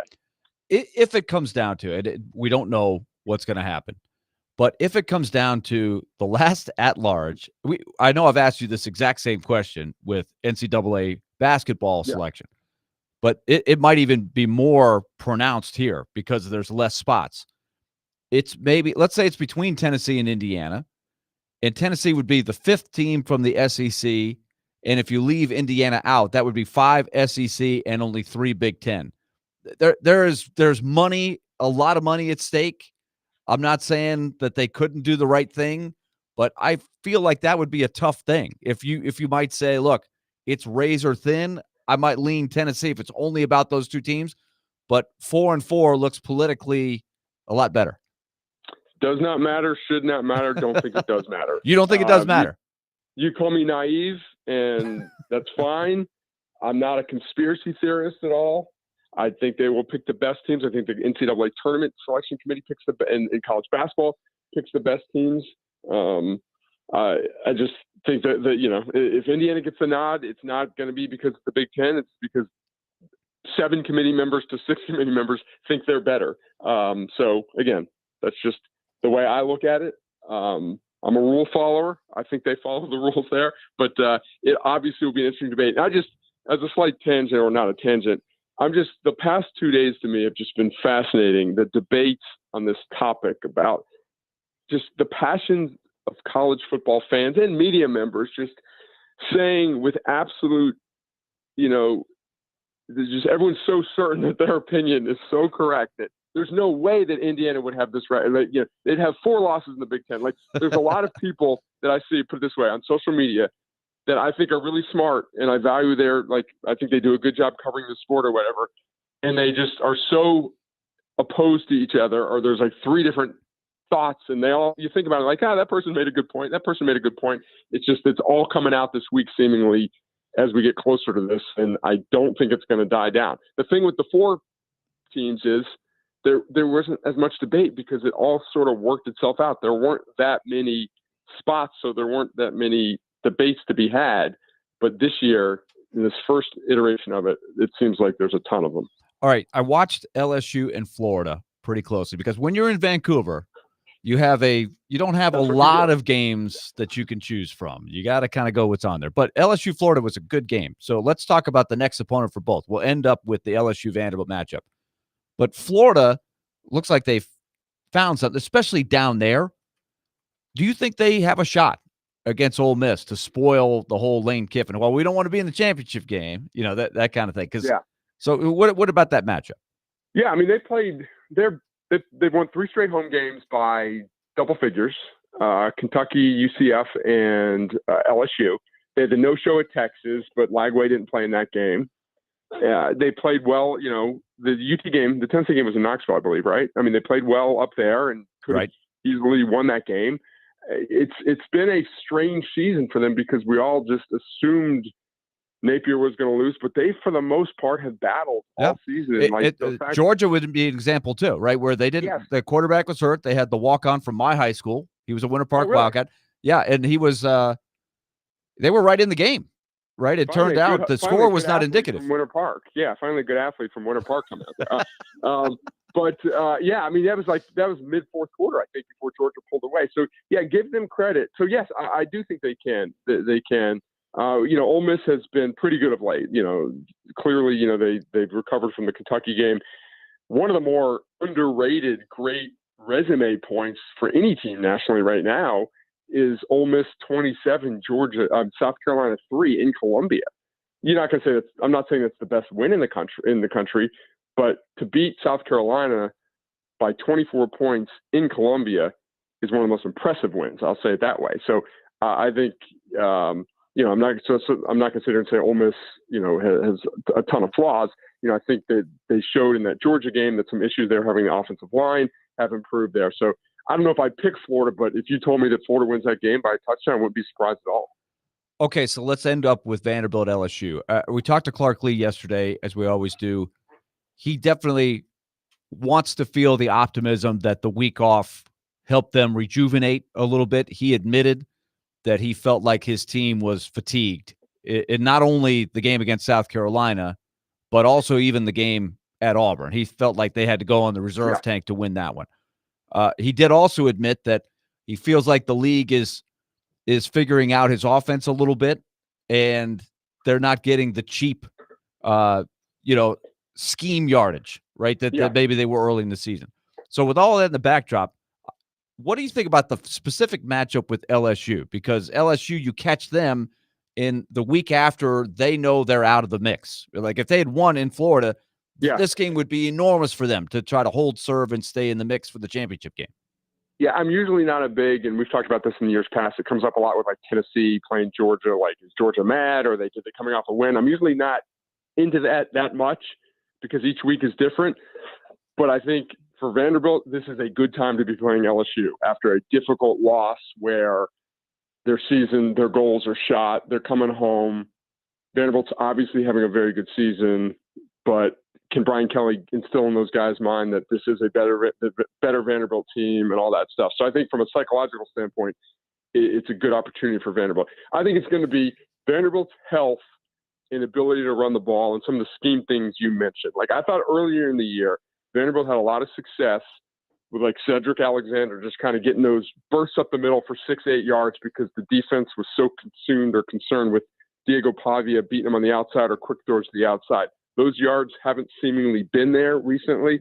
A lot of that, I think, is Cedric Alexander and the running backs have been banged up. But, you look at LSU, they've been susceptible to running quarterbacks. Texas A&M goes for 242, Alabama 311. Earlier in the year, South Carolina against LSU 243. So I think we don't know how healthy Diego Pavia is, and Clark might have been just, throwing a curveball, but he did mention that if Diego is banged up and not running the offense, that they could go to Nate Johnson, who was one of the fastest players in the country at quarterback, is unproven throwing the ball there. But I think if Vanderbilt's going to win this game, it's going to have a lot of success running the ball.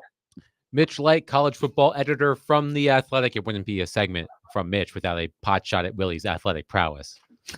Yes, I mean, it's easy for me to sit here, a multi-sport intramural star at Vanderbilt. So, we can talk about that next week. We'll make time for that. We have to find some footage of that, Mitch, on the field. Like they just showed Christopher Russo on ESPN playing tennis. So surely Mitch on the softball field or on the basketball court on the campus of Vanderbilt. I'll draw some pictures, okay? Okay. Some sketches. I'll fax them over. Fax them over. Are we going to have to bust out the old school reel to watch these clips from Mitch? Yeah, exactly. And Mitch, it's so easy now with AI and all this other stuff. You don't even have to do that. It's just easy to put it together. AI is a good idea. Exactly. I'm getting someone on that, Derek. I'm getting someone on that. Thank you. Athletics got people. Mitch, always a pleasure. Talk next week. Take care, guys. Mitch Light joining us on the program. 615-737-1025. We'll get back into the Titans next. Tune into Stillman and Company today from 2 to 6 p.m. for your chance to win Jelly Roll tickets for his performance at Bridgestone Arena on Tuesday, November 26th, less than a week from now. The Jelly Roll ticket contest is supplied by Chiba Hut Subs, serving up dank food and chill vibes, now open in Donaldson.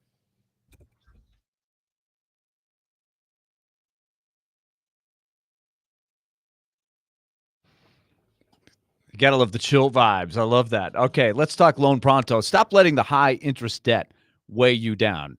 You can chill out a little bit more, just to stay with the vibe. Pay it off in days thanks to Loan Pronto's new rapid equity loan. We just talked about AI. They've got AI-driven tech that can now get you cash from your home's equity even faster than before. It's called the Rapid Equity Loan. For example, a client got $100,000 approved in under 24 hours, wiped out the debt, paid off the credit card bill, launched a home improvement project as well, and month to month saving over $1,000. So that is the game plan. That is what's going to get you on better financial footing for 2025. Call Loan Pronto and find out how by this time next week, you could be credit card debt free. 615-499-5780 or loanpronto.com. 615-499-5780 or loanpronto.com. Equal housing lender, NMLS 166-1781 on approved credit, NMLSconsumeraccess.org.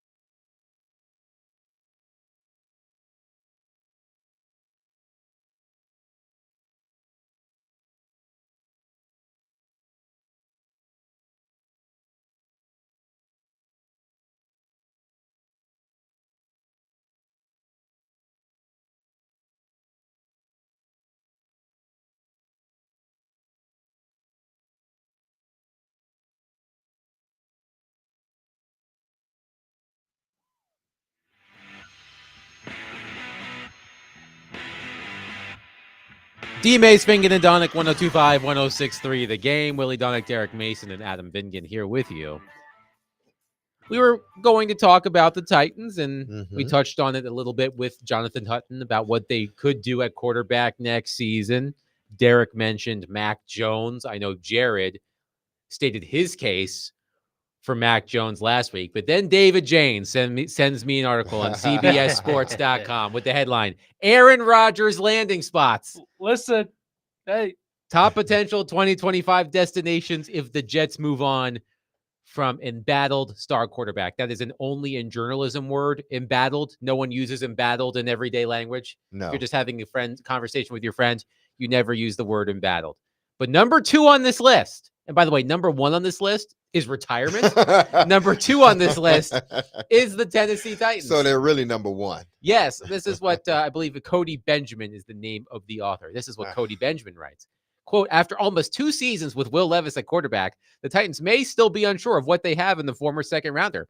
So much so that the gifted but erratic gunslinger might benefit from taking a seat. With veteran skill weapons, including Tony Pollard and Calvin Ridley, a solid defense, a very winnable division, more than $65 million in projected salary cap space, and an offensively geared head coach and Brian Callahan, they could be one of the few teams with an apparent quarterback need and enough proven talent to lure Rodgers at this stage of his career. Like Adolfo Mensa, who's the general manager of Minnesota, general manager Rand Carthon was also part of the 49ers regime that eyed a possible Rodgers trade years ago. That tells me that guy has not watched one single Tennessee Titan game. Not one. But I'm who is Cody Benjamin? He talked about their young I don't like know. they have Should I a bunch know of who young he is? talent. Like, dude, are we all watching the same thing? I guess he's not watching television here in Nashville. I had a teammate at Vanderbilt named Fred Benjamin, 7-footer from New York City. Is he kin to I've Fred seen Benjamin? the movie Private Benjamin with Goldie Hawn. That's how old I am. But who is Cody Benjamin? Am I supposed to know who this guy is? He writes for CBSSports.com. Oh, okay. He writes for CBS. Well, he must know what's going on. He Like you said, isn't that the same thing they said about the Jets before he came there? They got these players, they got this, and then the second year, oh, don't worry about the first year, he got injured, but the second year, look at who they have. Their defense is the top defense in the NFL. They got this receiver, they got that receiver, they got this running back, and what happened? Same thing. So he expect again. Has he looked at who's playing right tackle? Has he looked at who's playing on the right side? Does he know the right tackle story? Yeah, he doesn't. He must not know the right tackle story. He really must not. Trust me, he's better off not knowing the right tackle story. When you say, again, I'm sure he's great at his job. I'm sure he's a nice person. But he may be a jerk. I don't know. Yeah, he could be a jerk too. But when you put in ink what you put in ink about the Tennessee Titans, that tells me you're not watching the same games we're watching. Or matter of fact, you're not even watching them. There's just not a lot of logic there. First of all, Aaron Rodgers might choose retirement over coming to the Titans. Yeah. Because, and then let's just take it from the Titans perspective, because this is really what counts. I think you have to be realistic and say, how quick can we get back to having a team that has a chance to compete with Joe Burrow, Patrick Mahomes, Josh Allen? Those guys are going to be around for a while, right? CJ Stroud. The AFC speaks for itself, right? A stopgap for 1 year next year with a 41-year-old Aaron Rodgers is not a move to build a roster. It's not. It would be a move like the Jets tried. They thought they had the roster, and he was the cherry on top at this stage of his career, and it blew up in their face. But the Titans aren't going to have that kind of roster next year. No.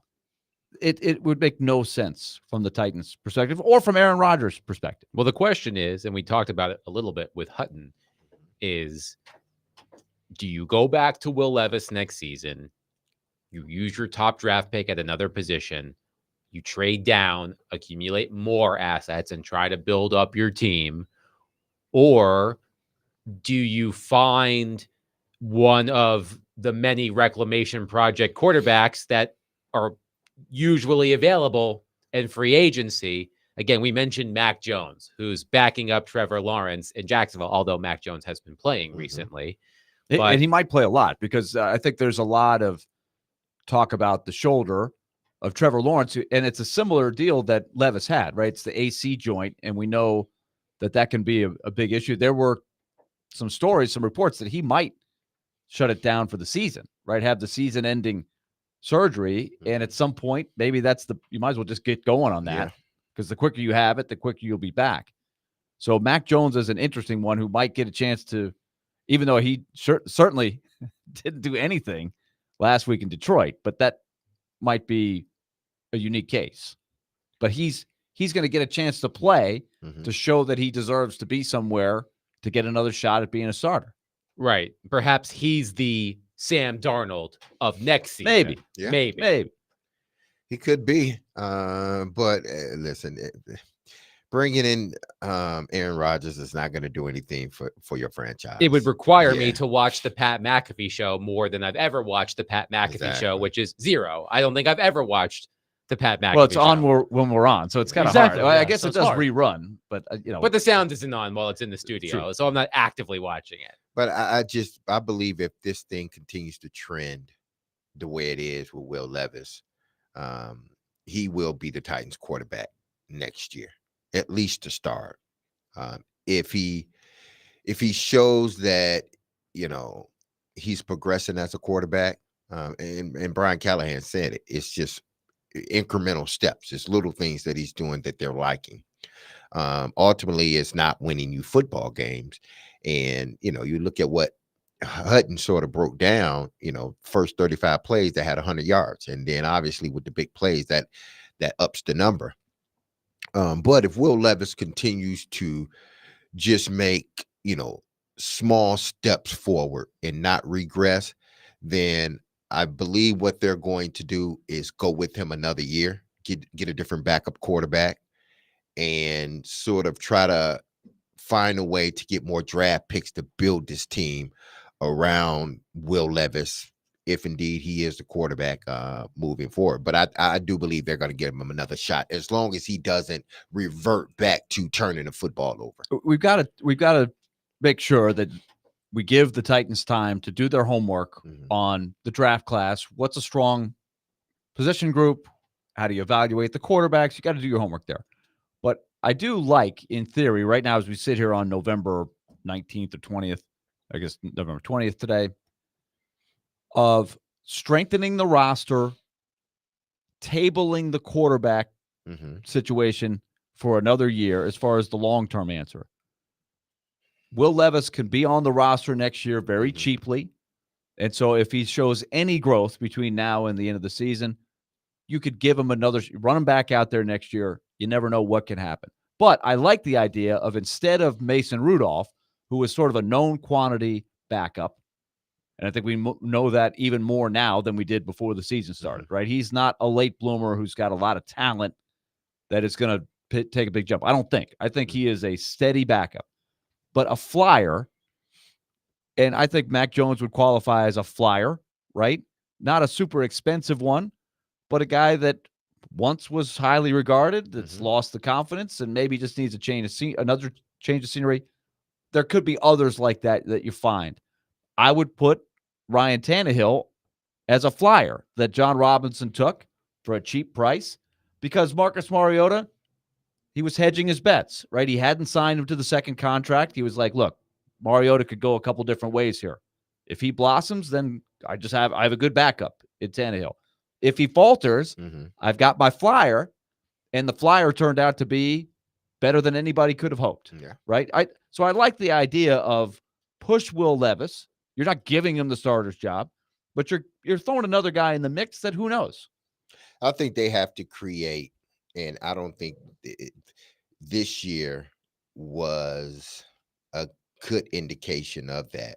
I think they need to create competition across the board. That's another thing you do. I don't think this year they were able to do that for whatever reason. I don't know, but they did not create competition across the board. There was no one behind another guy that pushed that guy to be a better player across the board. I think they had their starters. They felt good about their starters, and they didn't bring anyone in to push those starters, especially not on the offensive line. Once they drafted J.C. Latham and went out and got Cushenberry, I think they were sort of they were content with the line that they had put together in the off season, and there was no competition behind the guys that needed to be competition behind. I just don't think even at that position, the offensive line position, I don't think there was true competition across the board at any position. Matthew in Nashville mentions Justin Fields if the Steelers don't retain Justin Fields. Yeah, I do believe the Steelers will retain Justin Fields because of his age. And it seems like, because that whole situation they're running in Pittsburgh, I don't know a better coach that could run that situation that's going on right now than Mike Tomlin. Because essentially you had a guy that you brought in to be your starter. Then you had another guy that you got through a trade in Justin Fields, young enough. And you made it work so well that, all right, Justin Fields, you're the starter. But no matter what, Russell Wilson's our guy when he comes back. And it seems like they made that transition seamlessly from Justin Fields to Russell Wilson, and there hasn't been any backlash. You haven't heard Justin Fields say anything. You haven't heard Russell Wilson say anything while Justin Fields was playing. He has that locker room in harmony right now. And I'm not sure if any other coach in the NFL could make that work with a young guy that was drafted as high as Justin Fields was, in a former Super Bowl winning quarterback that had a good season last year. He's found a way to make that work. And I think they're going to find a way to make it work again, because I don't think Russell Wilson is long-term for them. He's probably another year or two. But I think they can work with Justin Fields long enough, because Arthur Smith's there. So he sort of fits that mold of what Arthur Smith is looking for in a quarterback. So why do you get rid of him? You don't have to pay him. You wouldn't have to pay him a lot of money. Even if you gave him a new contract, you don't have to pay him a lot of money. You sit there, you allow him to develop within your system. And when you're ready, you insert him as Russell Wilson is segueing out. It's a great example of the Steelers didn't like what they had with Kenny Pickett. Mm-hmm. So what did they do? They got creative, and they took two flyers, Mm-hmm. right? Those were two guys that were at a crossroads. Who wants them? What are we going to do? But it was competition. It was competition, and it's worked out well. Mm-hmm. And it's been ultra cheap. You know what they're paying against the cap this year for those two guys? Take a guess. Probably about $4 or $5 million. Yeah, around there. $1.2 million against the cap for Russell Wilson. Wow. And then for Justin Fields, $3.2 million. So you guys were right in the ballpark. Combined, they're making $5 million. So that gives you roster control with a lot more cap space to have the rest of the roster be really solid. And of course, the Steelers, unlike the Titans, have probably drafted a little bit better. So they have a better roster. So that's an interesting approach. So Fields, I'm trying to see, like, is there a chance that they want to keep Fields and let Russell Wilson go? I don't know. What the rest of the season will tell us. Yeah. For that. He's under contract. Let's see. He's in the last year of his rookie contract, so he is a free agent. So I would have to think Fields, somebody with his youth, would probably pay him a decent amount. I don't think you're going to get him for that kind of bargain next year. Fair? Fair. Yeah, fair. You would have to pay him. I would believe you would have to pay him at least $5 to $8 million. At least, right? At least, yeah. You have to pay him at least. And if he gets a couple suitors going, he might be able to jack that up a little bit more. A little bit. But I'm just thinking in between that $5 and $8 million to be a backup quarterback. 615-737-1025. We'll wrap up the show next. Willie Donick, Derek Mason, Adam Bingen, 102.5, 106.3 The Game.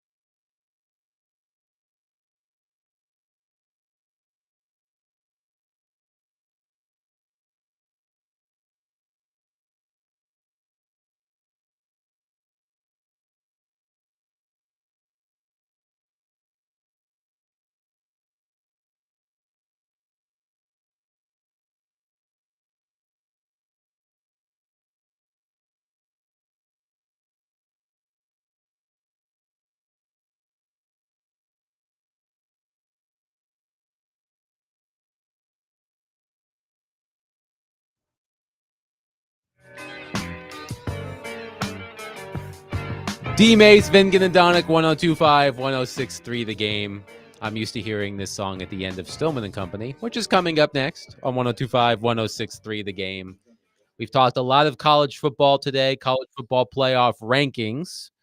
Tennessee, a rough night in the rankings. They fall to number 11. They're the first team out of the college football playoff. Of course, that can change, but not a great night for Tennessee football. But a proud Tennessee alum did have a great night last night. Dalton Knecht, 9 threes for the Los Angeles Lakers and their 124-118 win against the Utah Jazz. It was that tied an NBA rookie record. And it's hard to believe. Look, Dalton Knecht, I was blown away by how good he was last year for Tennessee. Really good player. Was the number 17 pick in the NBA draft, which seemed low. But kudos to the Lakers scouting department. They found a diamond in the rough, perhaps. He scored 22 straight points. Yeah, the kid is we were able to see, firsthand what he was able to do here in Tennessee with the Vols. So I don't think anyone ever thought that he couldn't go to the next level and play. He has the size. He has the ability to get open on his own. And he's a hell of a shooter. And those are 3 things that you need to be able to play in this league, along with some other things. But they got what they sorely needed. And I mean, in the Lakers, they got a guy that can shoot from the outside and spread the court. They haven't had a guy like that. I know they got a few guys on their team, D'Angelo Russell, who shoots the 3-pointer well, but he's so inconsistent. But beside that, they don't have any true 3-point shooters. And when you add a head coach that has been known or has been or was a hell of a 3-point shooter in JJ Redick, then he's going to want that element on his team. And why not go get it in a, what is Dalton Knecht, 6'7", 6'8", somewhere around there?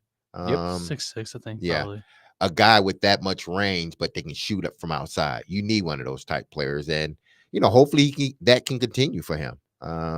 He had a hell of a shoot night last night. He's averaging 11 points per game. So they hope that continues to tick up, but they need a 3-point shooter like Dalton Knecht. This is an article my cousin sent me from the Washington Post. They are on track in the NBA to attempt more 3-point shots per game than in any other season. It just keeps going up every year. The Celtics have a chance to average 53-point attempts per game. Nobody's ever done that before. And you think how quickly that is gone. So you never have enough shooters, right? And so these prolific guys, it's amazing how you can come up with a night like he had last night, 22 in a row, 37. I don't know how many minutes. How many minutes did he play last night? Dalton Knecht played, I just had it pulled up, 38 minutes. 38 minutes and 37 points. Like you can have these huge displays of explosiveness, and the court's so spread out. And Kevin Durant in this article is making the point of even on the misses, like guys are taking more. So you make more, but you miss more. But on the misses, it leads to fast breaks the other way. It leads to wide open space and high percentage 2-point shots. So the game is evolving in a big way. And for that matter, too, I'm curious on the college level. I watched Belmont last night. Speaking of offense, they scored 17 of their last 19 possessions last night. It was a lot of fun to watch. And they've got some new guys. They look good. Vanderbilt gets their first big test tomorrow against Nevada over in Charleston. Nevada, I think, it'll be the best team that they've faced so far. But so far, that has been a lot of fun to watch. Their high possession, high pressure defense, shoot the ball quick. Basketball is opening up because of the 3-point shot. It's gone to a whole new level with the math and the analytics. People are saying, keep shooting the threes, keep shooting them. I think it's getting down to the college level, too, with that. It's no coincidence, in my humble opinion, that Dalton Knecht is playing like that when his coach is the great JJ Redick. There's a good connection. You think JJ Oh, Redick my would tell him to shoot a goodness. lot of threes? I Oh, think damn probably sure he so. would. Probably so. JJ's probably saying, "Where was this when I was in college? Coach K should have let me let it fly more." I'm just saying. Because he's a Duke guy. I don't think it's a coincidence. That'll do it for us today. Silly Underdog Picks tomorrow at noon. Elliot Freeman at 1 o'clock. We'll talk Titans. We'll talk Predators. We'll do it all tomorrow. Stone and Company coming up.